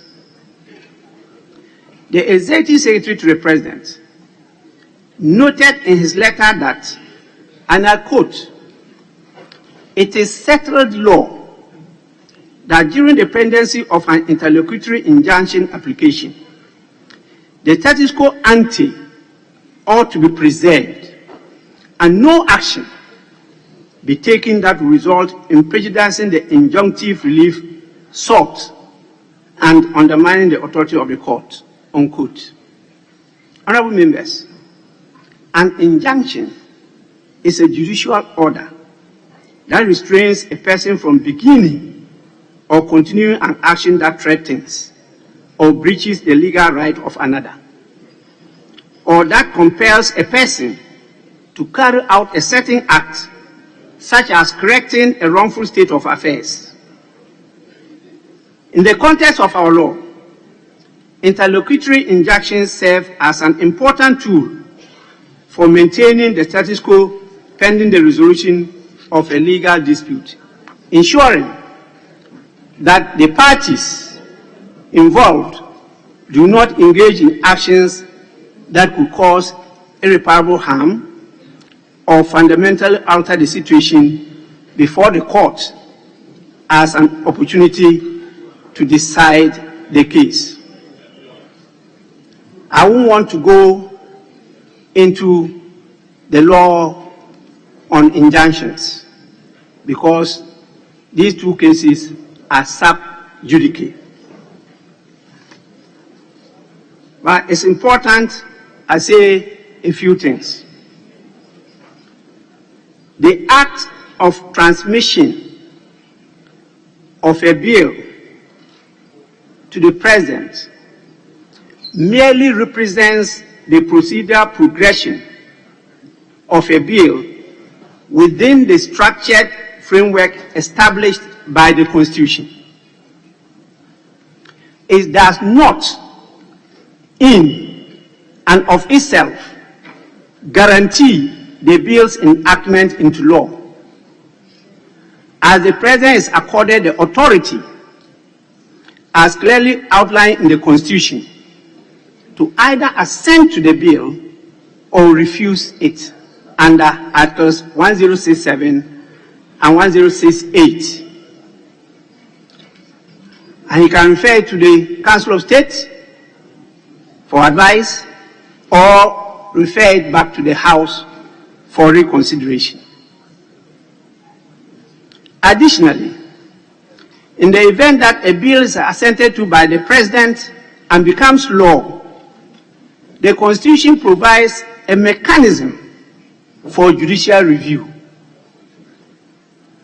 Articles 2, Clause 1 and 130 empower the Supreme Court to scrutinize the constitutionality of an act of Parliament.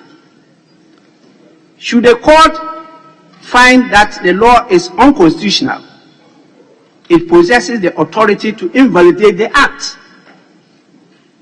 Given these considerations, it is evident that the transmission of a bill to the President for assent does not result in irreparable harm that will justify the granting of an injunction, much less the halting of parliamentary process on account of the application of an injunction.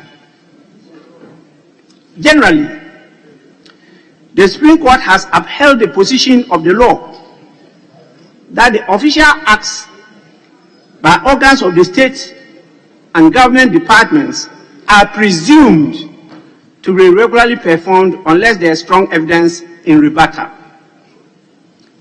Arising out of this, it is imperative to note that the courts have been very reluctant in injecting and placing impediments on arms of government and constitutional bodies from performing their constitutionally mandated duties. Has always resisted attempts to unfairly and unsuccessfully place a clock on the work of this House through the use of injunction applications. In Welford Kweku versus the Attorney General, the Supreme Court, per Dr.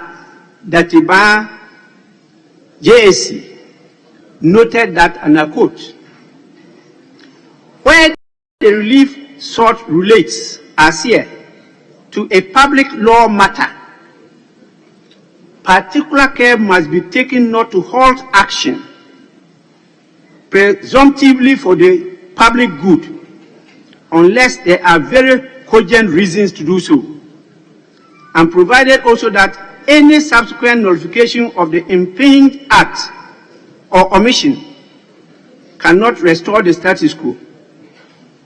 Given the reliefs that the plaintiff is seeking in the substantive suit in this case, it is clear that if he succeeds in securing the declarations he has claimed, the impinged provisions of the Local Government Act 1993, Act 462, will be declared void, and any actions made in pursuance of that nullified.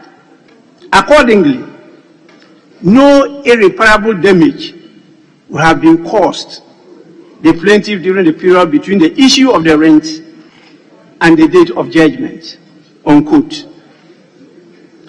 In Dr.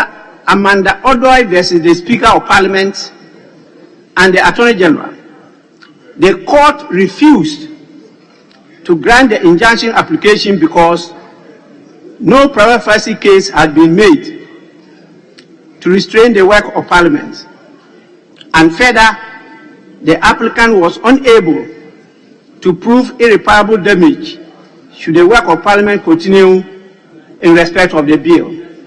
This same bill we are talking about. The court's cautious approach in dealing with injunction applications against parliamentary processes further underscores the importance of not hastily impeding the legislative functions of Parliament. The precedents, as I've just set out, show that courts have been slow to grant injunctions that will have to halt the work of Parliament, recognizing the profound implications such actions could have on the legislative autonomy and the balance of powers within the government. The judicial reticence is rooted in the recognition of the fundamental principles underpinning a democratic society, where each branch of government operates within its own sphere of influence, with specific duties and powers that are designed to complement each other, ensuring a robust system of checks and balances. The courts, in exercising their discretion in matters of injunctions against Parliament, demonstrate a careful consideration of these principles, opting to intervene only when absolutely necessary and when the legal threshold for such interventions are unequivocally met. Honourable members, it's time for reflective conclusion. Several critical points emerge that underscore the importance of adhering to constitutional and legal frameworks within our democratic governance. Firstly, the President's refusal to accept the transmission of the bill is, by all accounts, not supported by the constitutional and statutory provisions that guide our legislative process. The Constitution clearly delineates the steps to be followed once a bill has been passed by Parliament, mandating the transmission of the bill to the President for assent or rejection. Therefore, the refusal to even accept the bill for consideration falls outside the legal bounds established by our constitutional framework. It is incumbent upon the President to accept the bill and take the necessary action within the prescribed constitutional limits, whether that action is assent, refusal, or referral to the Council of State for advice or Parliament for reconsideration. It is instructive to note that the Executive has in the past proceeded with its actions, although there has been pending before the court injunction applications against the state. Secondly, there must be a steadfast rejection of any attempts to unduly fetter or hinder the work of Parliament. The Parliament of Ghana operates as a crucial part of our democracy, embodying the will and voice of the people. Parliament embodies the sovereign will and power of the people. Parliament embodies the might and majesty of the people. And as I keep on saying, the power of the people is stronger than the people in power.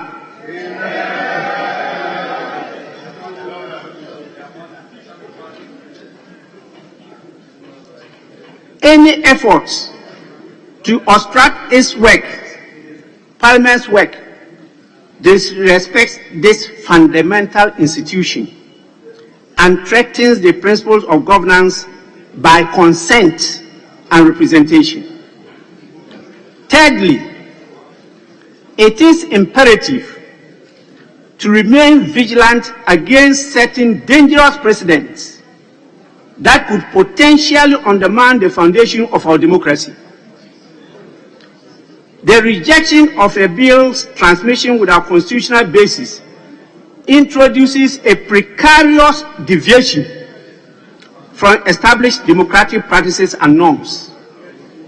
Such actions, if left unchallenged, may embolden future attempts to circumvent the legislative process, thereby weakening the integrity and efficacy of our democratic institutions. Lastly, in alignment with our constitutional mandates and the principles of good governance, it is essential for the President to adhere to the lawful course of action by accepting the transmission of the bill. Upon receipt, the President has the constitutionally provided options as to what to do. I don't want to repeat it here.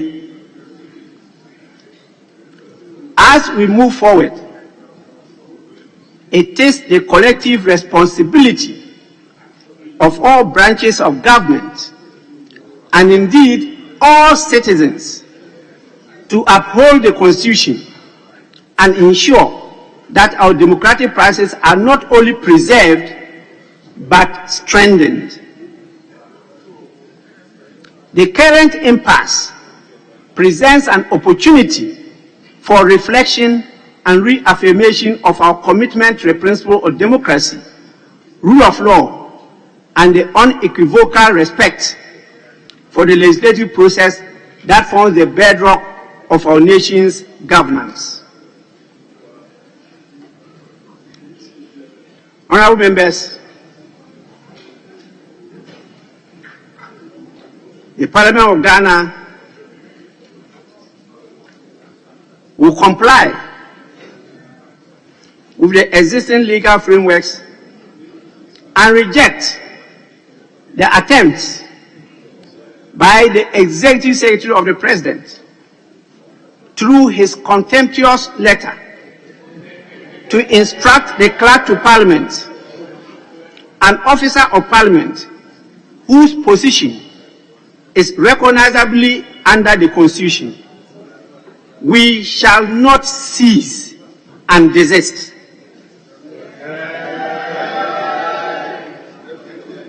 Be that as it may, honorable members, I also bring to your attention the receipt of a process from the courts titled Robson. Honorable member, I'm watching you. And I hear what you say.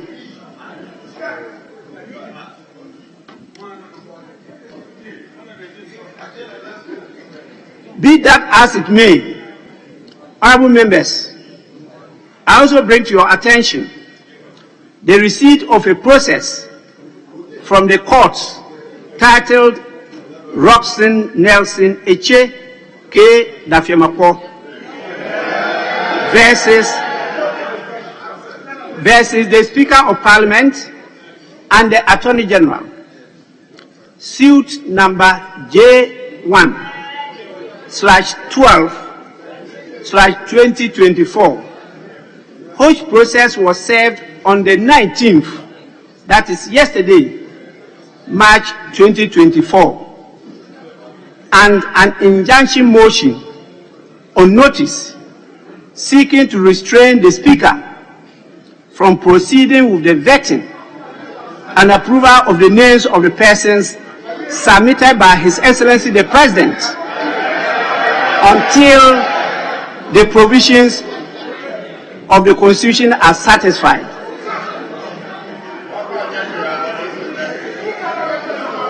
Honorable members, in the light of this process, the House is unable to continue to consider the nominations of His Excellency the President, to use the language of the Attorney General and Minister for Justice, quote, in the spirit of upholding the rule of law, unquote, until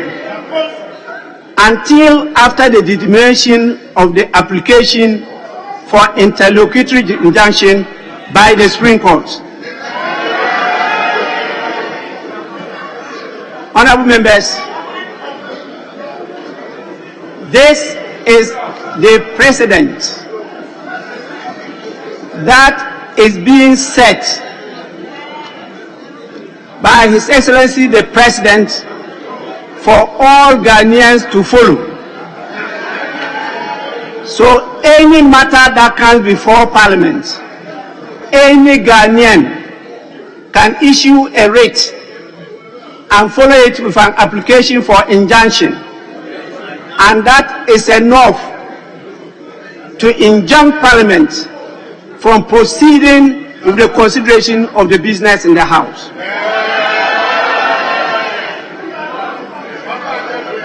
Honorable members,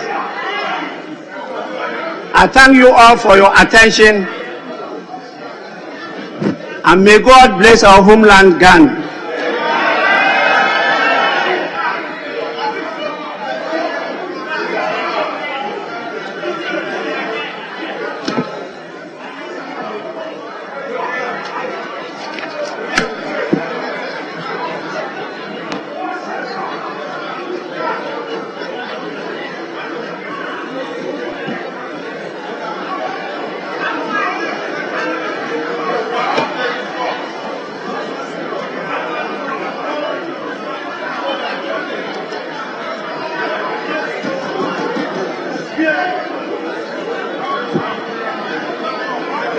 Honorable members,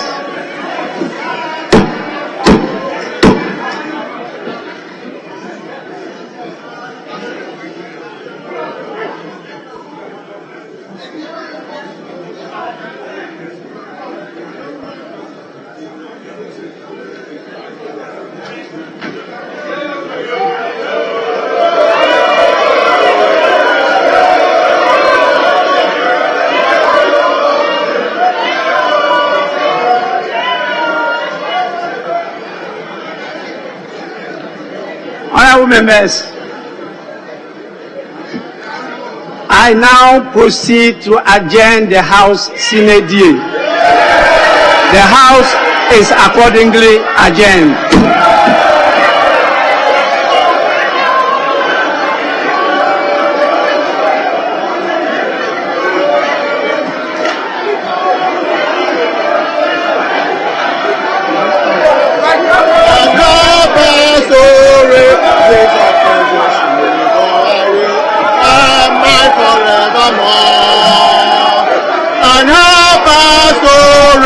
Days of presence with all our will, and mine forevermore. And our story, days of presence with all our will, and mine forevermore.